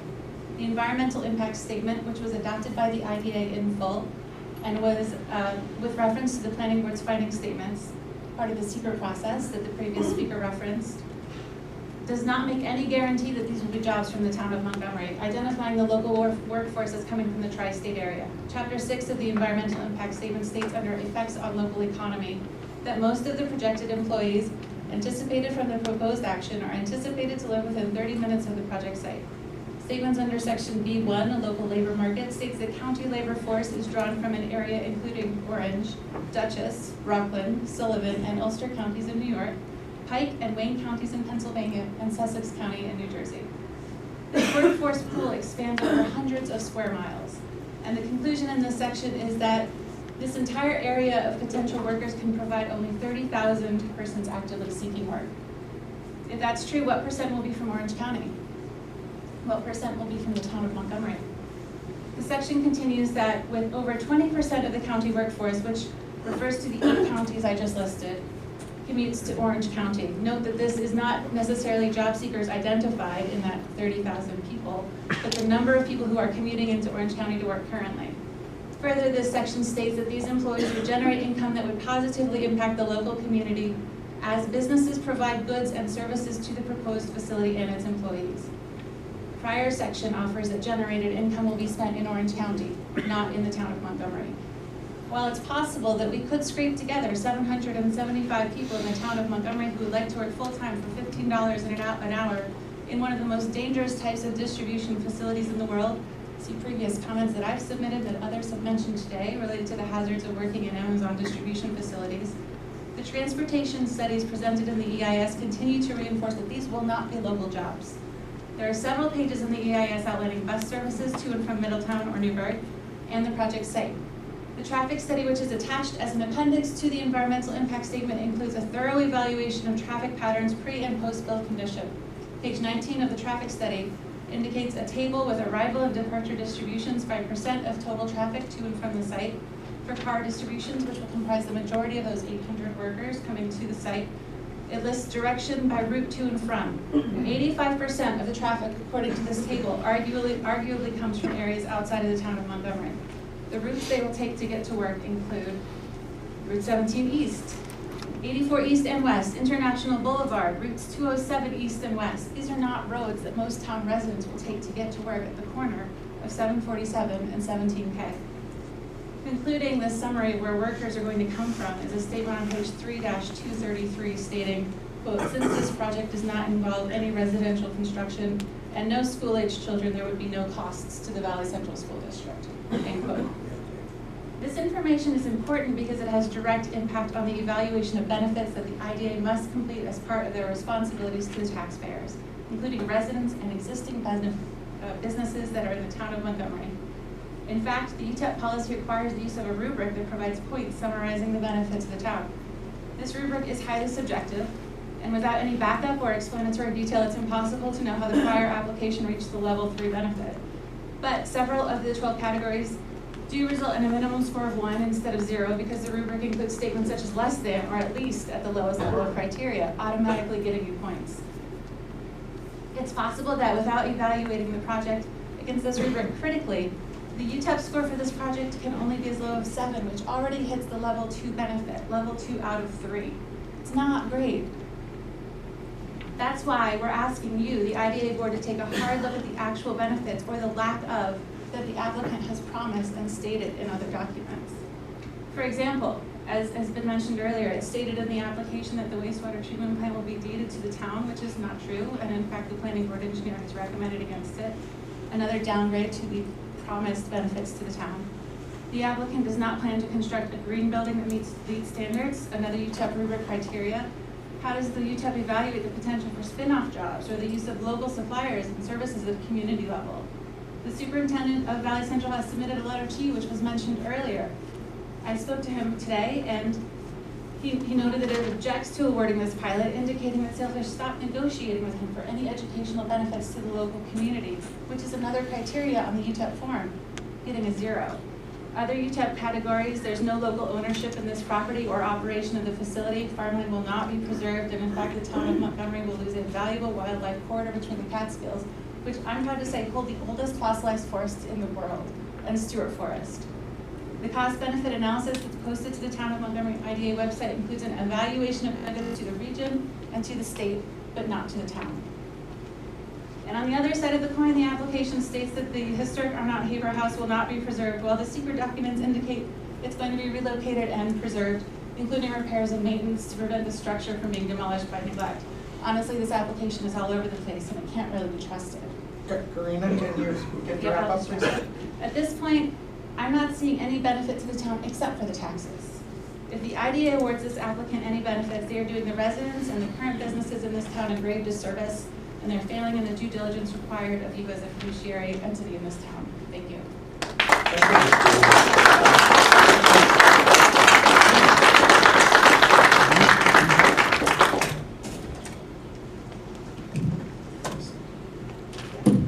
Hi, I'm Leah Westcott from the Village of Montgomery.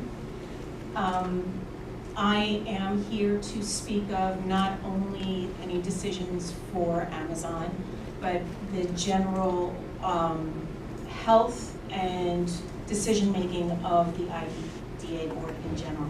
I would like to read this and submit this in for the public record, and then I just have a few comments if I still have time. New York State Investigations and Government Operations Committee for immediate release, December 16th, 2019. Press release. SCOOFUS releases investigative report on public authorities and IDAs, finds urgent need for reform. In March of 2019, Senator James SCOOFUS, chair of the Senate Committee on Investigations and Government Operations, opened an investigation into the compliance and practices of public authorities, including industrial development agencies, IDAs, across New York State. The committee issued information and document requests to 143 public authorities, including state authorities, local authorities, industrial development agencies, and local development corporations. The 9-month investigation found a significant need for stronger enforcement of existing laws in order to ensure compliance. Additionally, new laws and oversight tools are urgently needed to better protect taxpayers amidst billions of dollars in annual public authority spending. In an effort to recognize best practices as well as expose fraud, the investigations team developed 2 case studies within the report. In particular, the Medline Industries Warehouse IDA application in the town of Montgomery, Orange County, revealed unethical, if not illegal, behavior, and serves as an example of how financial incentives can be abused to the detriment of local taxpayers. The committee's document request produced evidence of potential collusion between these quasi-governmental agencies and the governmental entities that consider local approvals for a project. If there is one takeaway from our investigation, it's that taxpayers deserve far more accountability and responsibility with their money, said Senator SCOOFUS. The results of this report acknowledge the important role that public authorities play in our state, but also pulls back the curtain on a system that's desperate for wholesale reform. It goes on to say what his findings are, as well as any recommendations for improvement. Can I ask you to focus on the project here tonight? I am focusing on the project. It doesn't sound like it so far. I am focusing because it is based on your decision-making skills. In terms of corporations and what they are requesting to do within our town. I do not feel that your loyalties lie within the local taxpayers, but with other entities that do not involve us. And I am asking, please do not make any decisions on anything until your board is healthy and has made the definite changes that are necessary to be loyal, to be fair to the local taxpayers. That's all I'm asking. Thank you.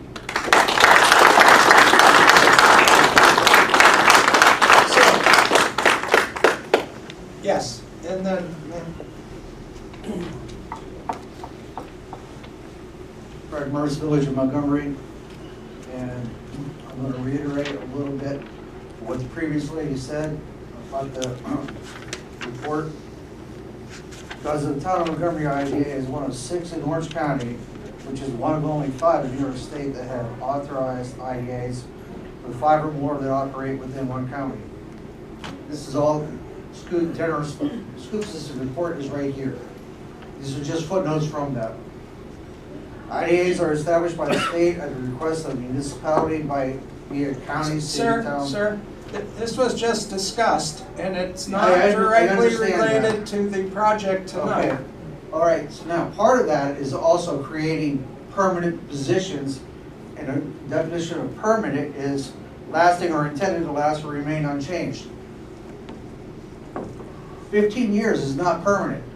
2 years, job's supposed to disappear according to their DEIS and FEIS. So how is that permanent? So that decision has to be put on hold. And the applicant, through the course of time, has changed names. This will be the 3rd time. We now know who it is, but it's also who's the pilot going to? Is it going to Amazon, or is it going to USEF, or whoever else they want to put out there now? So that question is there as well.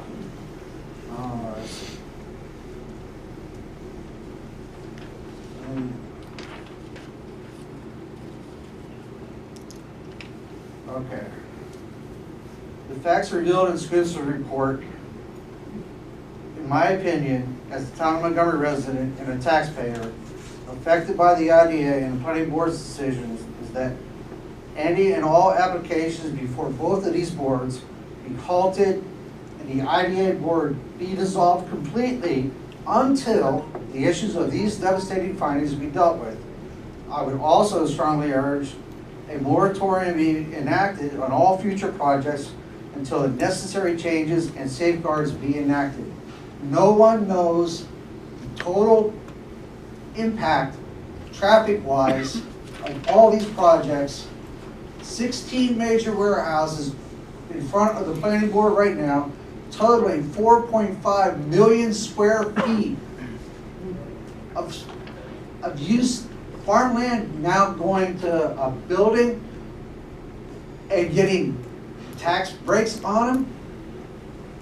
My dollars are very valuable to me. I don't mind paying the school tax because it benefits the kids and everything else. But when a business comes in, bullying their way in, is what it seems like is happening now, and getting a tax break on top of that, and my dollars go up, while the richest man in the world gets more money in his pocket, that's absurd. That's not right. And I'm sure that if you pay your taxes as well, you would think it's not right either. Thank you. Thank you, Fred. I'm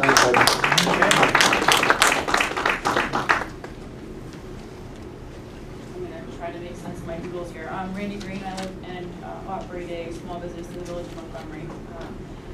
I'd like to start off by saying the investigation by Scoofus to me is of no importance because we already know all of the problems that we now paid his team to announce in the report.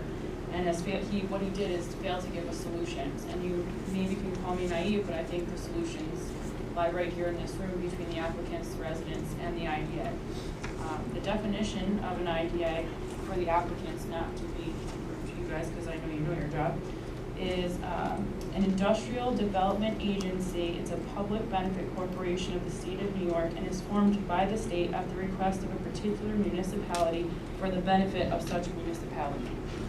So, I know that the school board has put a statement in via email, and I was asked to read just a couple notes, and I just have one or two. According to a 2018 Economic Policy Institute report on the effects of Amazon fulfillment centers, investments in public services are more effective than tax incentives at generating long-term economic growth.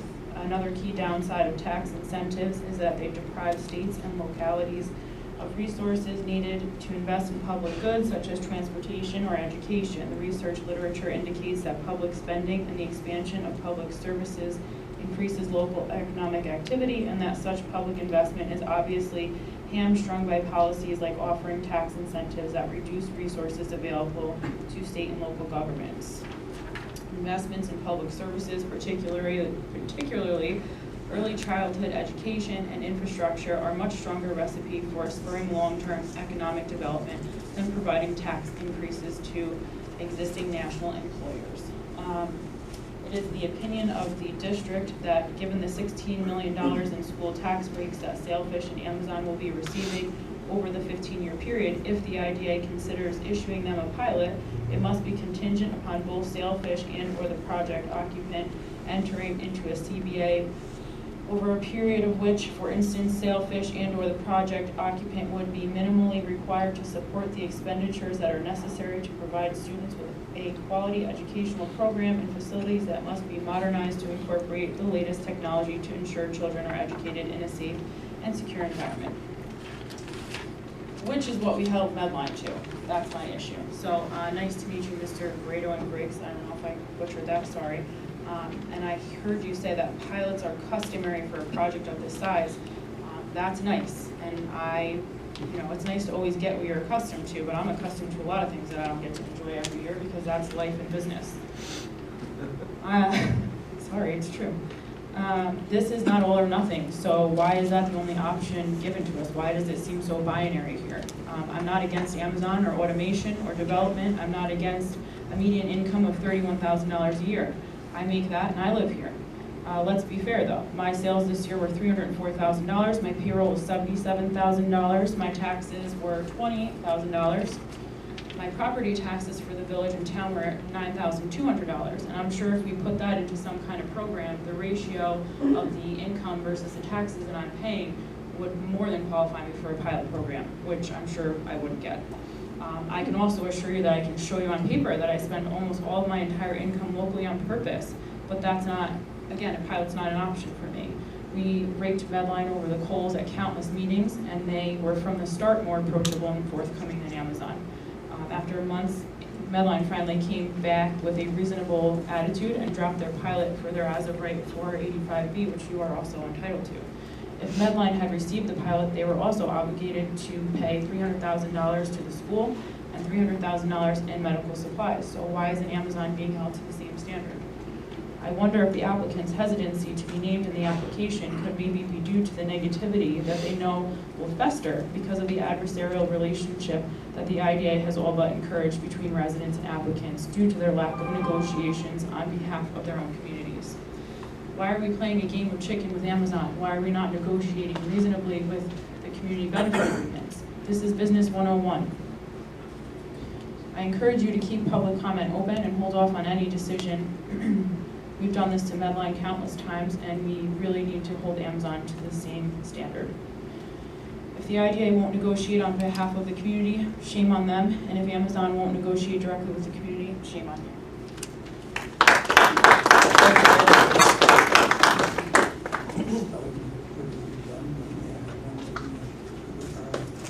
Who else would like to speak tonight? Maureen? Good evening. My name is Maureen Hallahan. I'm the president and CEO of the Orange County Partnership. I just want to rewind a little bit. When Blue Water Partners first came here to Orange County, it was because they were seeking out sites wherever in the county that would handle a project of this caliber, not knowing who the end user would be. When they were looking at sites throughout the county, they needed accessibility.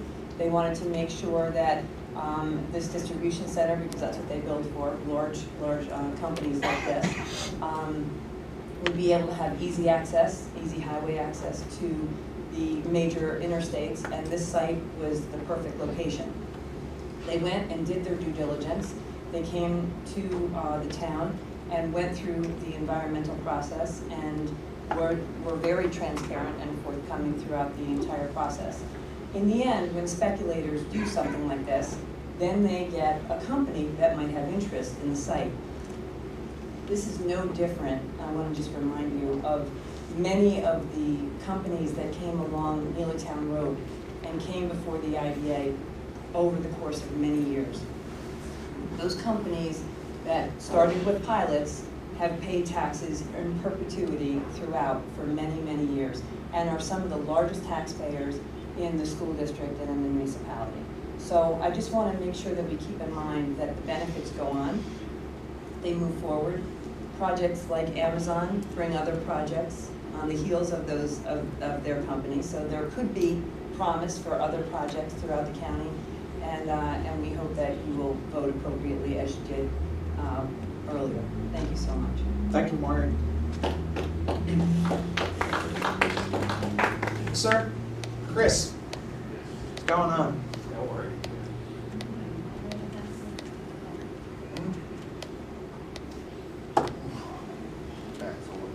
Good evening.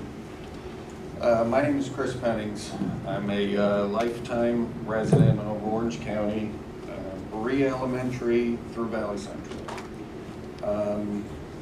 I wear three hats, I like to think, when I speak at these. I do understand the frustrations of farmland leaving. I'm a fourth generation farmer, not in this community, in Crawford. I'm in my fifth year in business. My taxes went from $14,000 to now close to $30,000. Now, that's because Pine Bush can't get any raises. Chris, we can't hear you too well unless you speak into the speaker a little bit. Thank you. So, standing here before you, I'm having trouble surviving as a farm, as I'm sure Mr. and Mrs. Pims have, and the other properties surrounding there. Mr. Pym set up my grandfather's first milk parlor. Very close friends of ours. And all I could say, I guess, is as a family of farms and landowner, you should have ponied up and bought the land before this happened. You can't survive as farmers. I don't know what else to tell you. We live on an industrial location. I was fortunate enough to purchase my only commercial property. I'm not a commercial realtor or commercial investor. And it borders the property of this property. I'm at 469 17K. I'm a business owner there. I'm a recruiter of 28 years. The young lady, and I'm sorry people overlook the $15 and $16 an hour jobs, because those dollars are paying people's household bills. It's kind of sad or a little disrespectful to those who do earn 15, 16, 17, 18. People, I speak to thousands of candidates per year. They need those jobs. There's great health care behind it. There's stability. People at Cardinal, when you all fought Cardinal 20 years ago when it was Baxter's, because it was $12, $13, $14 an hour jobs. I know tons of people that I placed, some I went to school with, they're making $25, $26 an hour now. Yeah. I mean, they've earned that way. They've not left. It's just the way it goes. I mean, we are a transportation hub. We've always been identified as it, as far as I can always remember, the minute Cardinal came here. So from a recruiter standpoint, and those who I have helped in many of the distribution companies, it's important to them. There's a lot of jobs at stake here, and there are many people that have, even executives that left this area to go work for Amazon in Pennsylvania or something like that. Those people can come back now, okay? From a standpoint of feeling the pressure of taxes as a landowner in, again, Pine Bush, I think these kinds of properties have to be developed properly in good communication. I think there'll be enough on the radar that smaller companies can sometimes do a lot worse that you don't even know that's in your backyard than companies that are on the radar like this kind of project. And I can guarantee you that it is in your backyard, whether it's tires or oil or whatever. Because I remember when my grandfather used to get people complaining about manure going too close to streams. Could you please talk to the board? Thank you. Rather talk to you. Thank you. So in closing, I just feel like we've seen enough of these projects come and go. We do live on a highway. I used to. I moved out to Pine Bush because I decided I wanted more rural property. So with that, I think people have to take a little bit of an understanding. A farmer like Mr. Pinn that dedicated his life to farming has to make a choice, and many times it's a difficult choice because we don't have the PDR that you're buying out the farms, and I just very much support this project, and I hope to see it through. Thank you. Thank you, Chris. How many more people would like to speak tonight? Let me catch the people who haven't spoken. It's directly related to what he just said. Yeah, but this is addressing the board, and I need to maintain an appropriate procedure. Jim Taylor?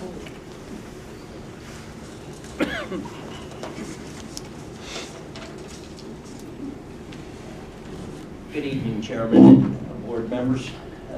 Tonight's the night, once a year, where you guys earn your money. All that money that... What money? I don't think you get paid a cent for it, but anyway. Nights like tonight are tough. It's tough for you people that are gonna vote as board members. It's tough for the public. And Montgomery town has taken a beating in the last couple of years. For what reason?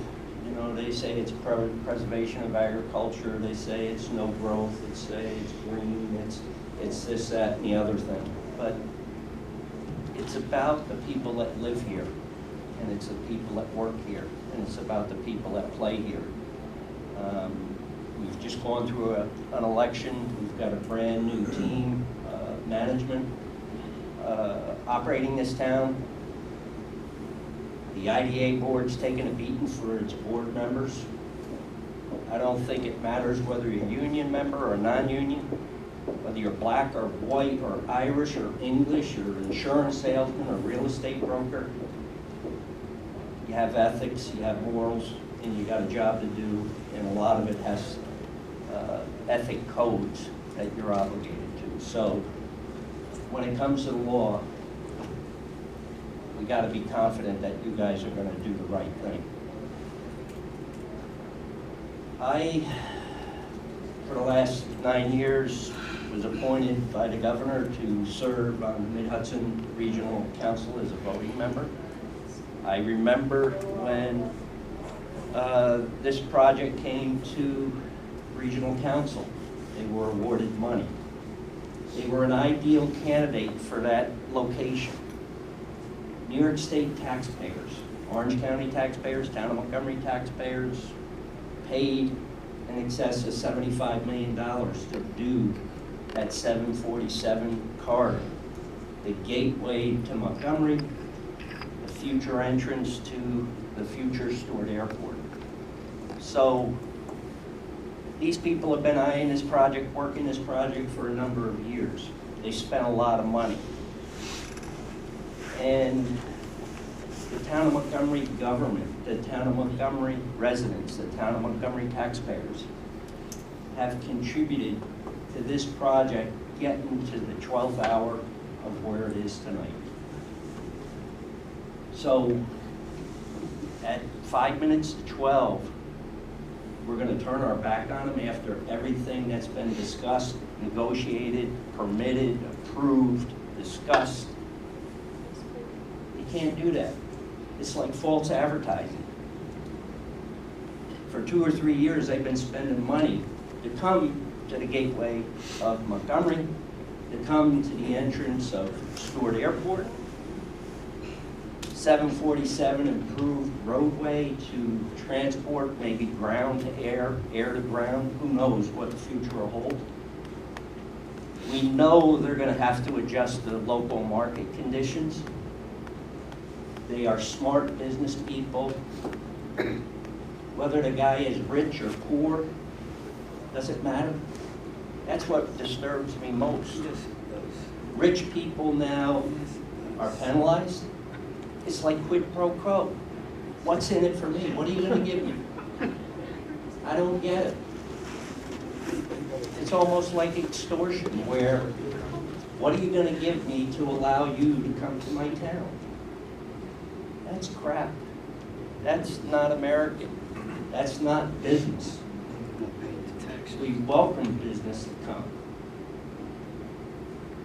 And as was said earlier, a few minutes ago, about the Pym Brothers farm. You know, the guy struggled. That family struggled for years to hold that land, to pay the taxes. And now he made a transaction.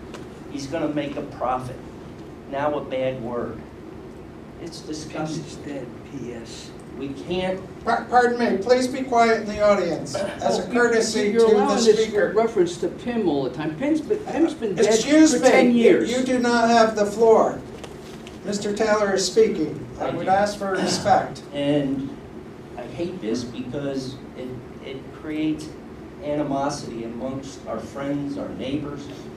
And whenever we come in this room, you get a bad feeling about it. We shouldn't. We should be able to have discussion out loud.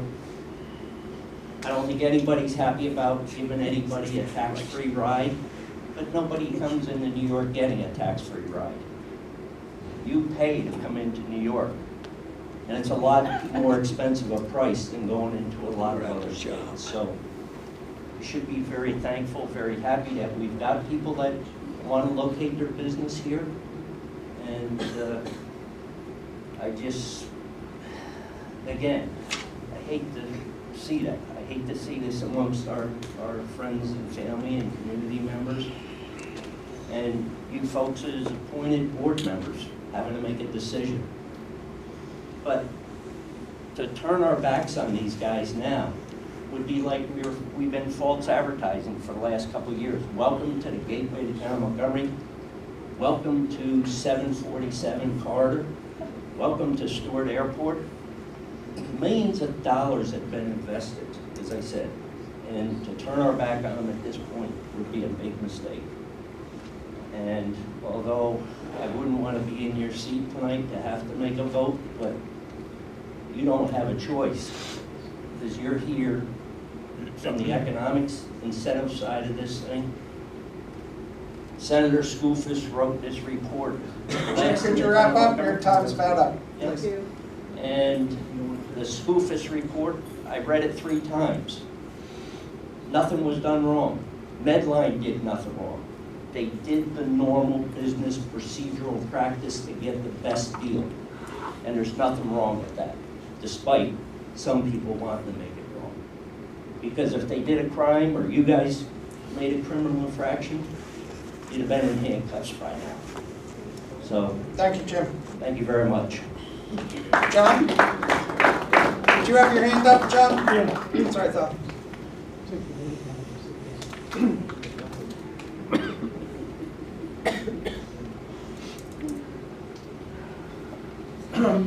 My name is John Brown. I live in Browns Road, town of Montgomery, and I also live downstream of the major problems that will be created by the Sailfish project. So, as I stated on November 12th when I presented before this board, I am firmly opposed to any kind of benefit given to an applicant that helps to destroy the value of our historic farm, which goes back 5 generations. The Tin Brook goes through our farm, and the increased runoff from this and the potential pollution in the Tin Brook directly affect us, and I have documented that. You've heard tonight from a number of local people, a lot of local people who care about our community. And it's important to point out that the representatives for this applicant don't live in our community, nor does the lobbying organization from Orange County Partnership or from the county. And I believe that our local people should have a key say in what goes on. I fully support all of the arguments that have been brought forward by our local people, and I do have a letter I'll submit which basically confirms my agreement with those key points. But I think a key point that really needs to be understood by this board is the point that Chris made before. You shouldn't even be considering this application because on its surface, it has significant errors in it. Now look at this group of people supporting it and their lobbyists. I wish they had read the application that's put in because not as Bill said, this is an agreement with SECRA. It is in direct conflict with the SECRA findings. SECRA findings says they're going to restore the house, move it. Their application, directly in that application, says they're going to remove it. Now what will they do? Maybe they'll bring in a big machine, tear it down and put it in a dumpster and say, oh, we're sorry. We didn't pay attention to that SECRA application. We've heard many times tonight about the wastewater treatment plant, which I think everybody has well documented and is in secret that it will not be deeded to the town in the secret document. Yet, their application has that in 2 places. These aren't typos. I mean, these guys combined are making $2,000 an hour sitting here, and they can't even get this application correct. How can you expect them to ever follow up on any of the obligations that are needed when they can't even get the application correct? These aren't typos. And in fact, if our lobbyists and our partnership spent their time reading the secret documents and the applications, they should have found the same things. Now, in addition to that, there are other errors within this application. They're not even consistent on the tax benefit granted. And you can look that up, and in 2 places, you have different amounts. Their assessments have never been verified by the town assessor. So in closing, I would say you should reject this application out of hand because of the significant errors in it. Thank you. Thank you.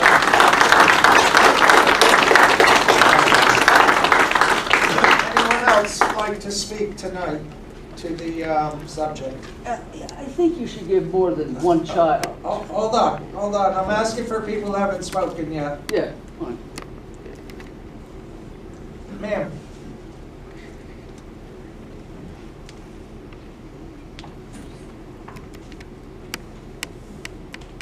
Good evening, I'm Jane Fiero, I live over on Lake Osiris Road in the town of Montgomery. And I have attended several meetings over the last year from the planning board, town board, and a couple of the IDA meetings. A lot of it was new to me.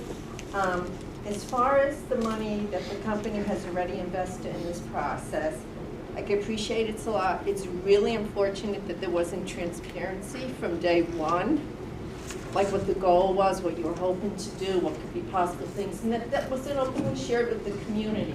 The community, when they started to find what was going on, came on board, and I've heard a lot of excellent testimony from different community members about the concerns for the environment, the Tin Brook, the water, for Walden and such, and I think things like that are much more important than the money that's been invested up to this point. In the future, we want people to be able to have clean water to drink and such. I'm very concerned that nobody in the town has considered overall traffic studies for what it's going to be like in our community going from point A to point B during commuting time, because it's bad already, and with hundreds of more cars from all these different projects, this one more so, it's just going to make it worse. And I would just like to say that I'm so glad we have many pushy citizens in our town. And certainly historically, if it wasn't for pushy citizens, women never would have had the right to vote. There never would have been civil rights. There never would be worker benefits. So thank God for pushy people.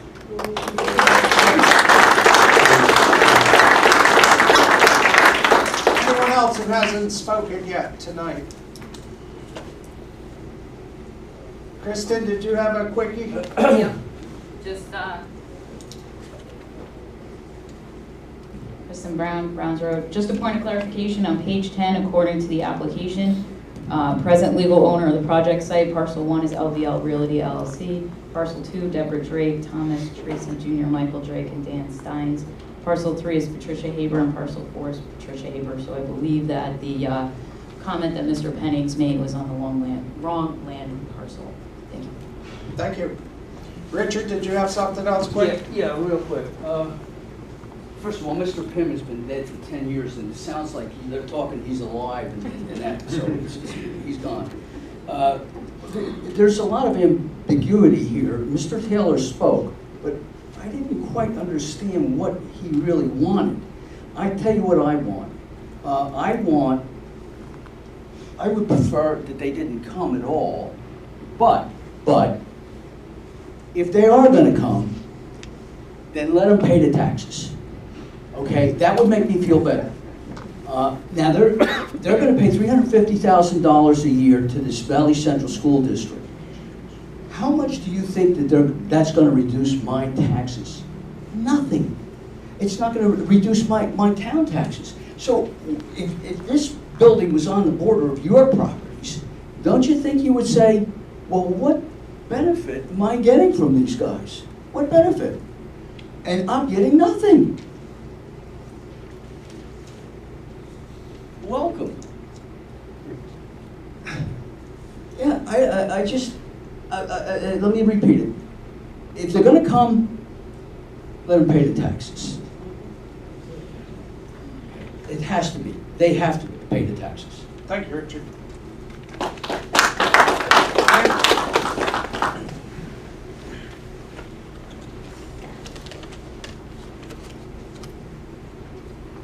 Teresa Hawkins again, 308 Lakeview Drive. After listening to some of the speakers, I would like to tell this board as a resident, I believe you're an independent thinking, hopefully ethical, transparent board. Because other people have dealt and said things doesn't necessarily mean that that is applicable to you nor to this town. The destiny of this town as being a home rule state is up to us, the people. You control a piece of that destiny in controlling who comes by offering or not offering that finance. Farms are dying, but the next generation, my children are 25 and going forward, they look forward to the things that this town actually did offer. Farm to table is growing. There are many things, just like Sears and Roebuck. They were a dynamo. They are no longer applicable. So to say the farms are dying, maybe they were, maybe some still will, but some will actually survive and create a future for our children, our destiny. I take exception to the fact that there is an appearance. I'm a capitalist, I'm a Republican. I like things to go forward. I like people with money. I like people who pay their taxes, so I too can have a quality of life. But what I find really important is to insinuate that because we discuss a low minimum wage of $31,000, and they say you can live on that. Well, I made $27,000 back in 1980, and I barely lived on that. This is 2019. I am not here to degrade nor suppress, and I don't think any of the residents are here when we discuss that wage. So what we're asking this board to do is consider an opportunity for people who truly bring the ability for people to make a working wage. If this company wants to make their minimum wage at $25 an hour, now we can talk some parlay, because this town is losing an awful lot by giving up this property. Regardless of what the state, who romanced who stroked who scratched whose back, the fact of the matter is it's a home rule state. A comprehensive plan is due. Our destiny is in our hands and in your hands. Nobody has the right, any more than I do, to tell you that because somebody else made a promise, you must fulfill it. No, that was their words. Our words is what's important to this town. And just like because I was born a woman, doesn't mean that suddenly I have to be a part of the Handmaid's Tale. So if you think about the values of what people are saying, we're asking for an ethical, high quality set of jobs to come in here that raises those people that are looking to do more than living hand to fist. That's your decision. That's a decision for you to make, not somebody else that's trying to tell you because they made a commitment, you have to. 747, I worked at Stewart Airport in 1981 as a groundsman. My background is around aircraft, and there was a lot of basic general aircraft, but it was in freight. So I understand the destiny of Stewart Airport. 747 was not built for the benefit of Montgomery, for heaven's sake. It was built for the Stewart International Airport. So don't dare they lay the responsibility of their investment and frame our destiny and hold us accountable for that. How dare they? And I ask you to take the higher order, deny this. If you want to come, Amazon, and I use Amazon at Christmas time, I ask you to pay your taxes. I ask you to be good citizens. I ask you to be transparent. And I thank you. Thank you.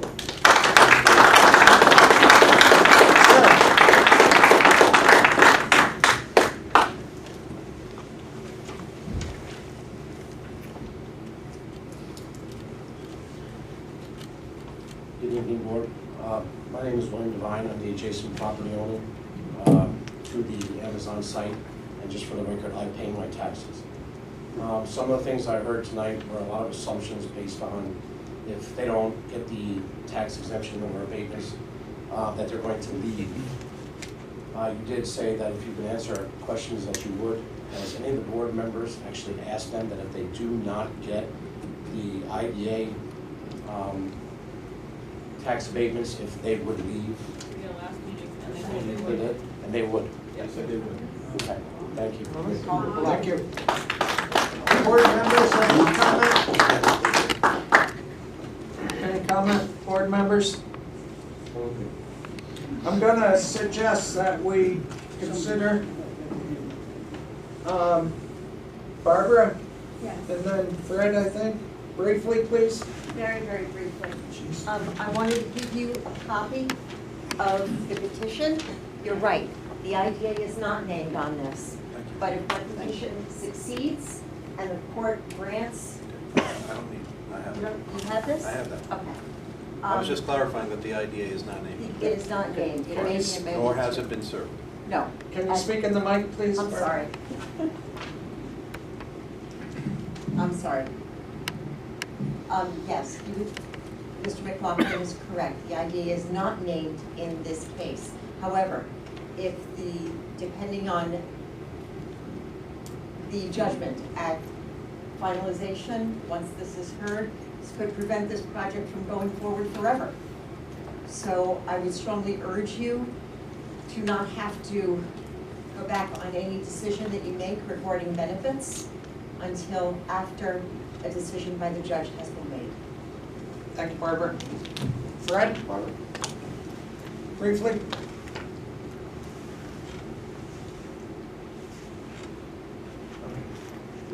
The gentleman is saying that he represents people who are trying to find jobs. Well, you're bringing in two bookend mega warehouses in the town of Montgomery, coming in and leaving. As you travel west, guess what? You travel in the road in between, on the Town Road, there are warehouses looking for people. Why bring something else in when you still don't have the people there to fill the places, positions they need? Why? You're gonna bust them in from somewhere else, so that adds to the traffic impact. Something you should consider is because we need to fill the jobs on Neely Town Road before you bring somebody else in. Thank you. Thank you, Fred.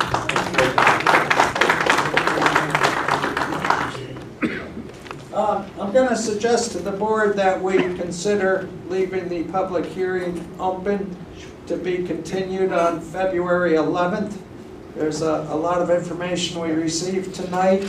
There's certainly some open issues.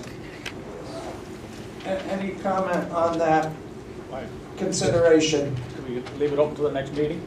I'm sorry, Stephen Riley, representing the applicant. Yeah, the next meeting is next week on January 14th, and I think that's too soon. I would ask the board for a motion to continue on February 11th, if someone would care to make that motion. So moved. Motion by Bob, second by Steve. Any other discussion? All in favor, please say aye. Aye. Opposed, the same. Motion carried. The public hearing is adjourned for tonight. Thank you all for coming and the courtesies you exhibited.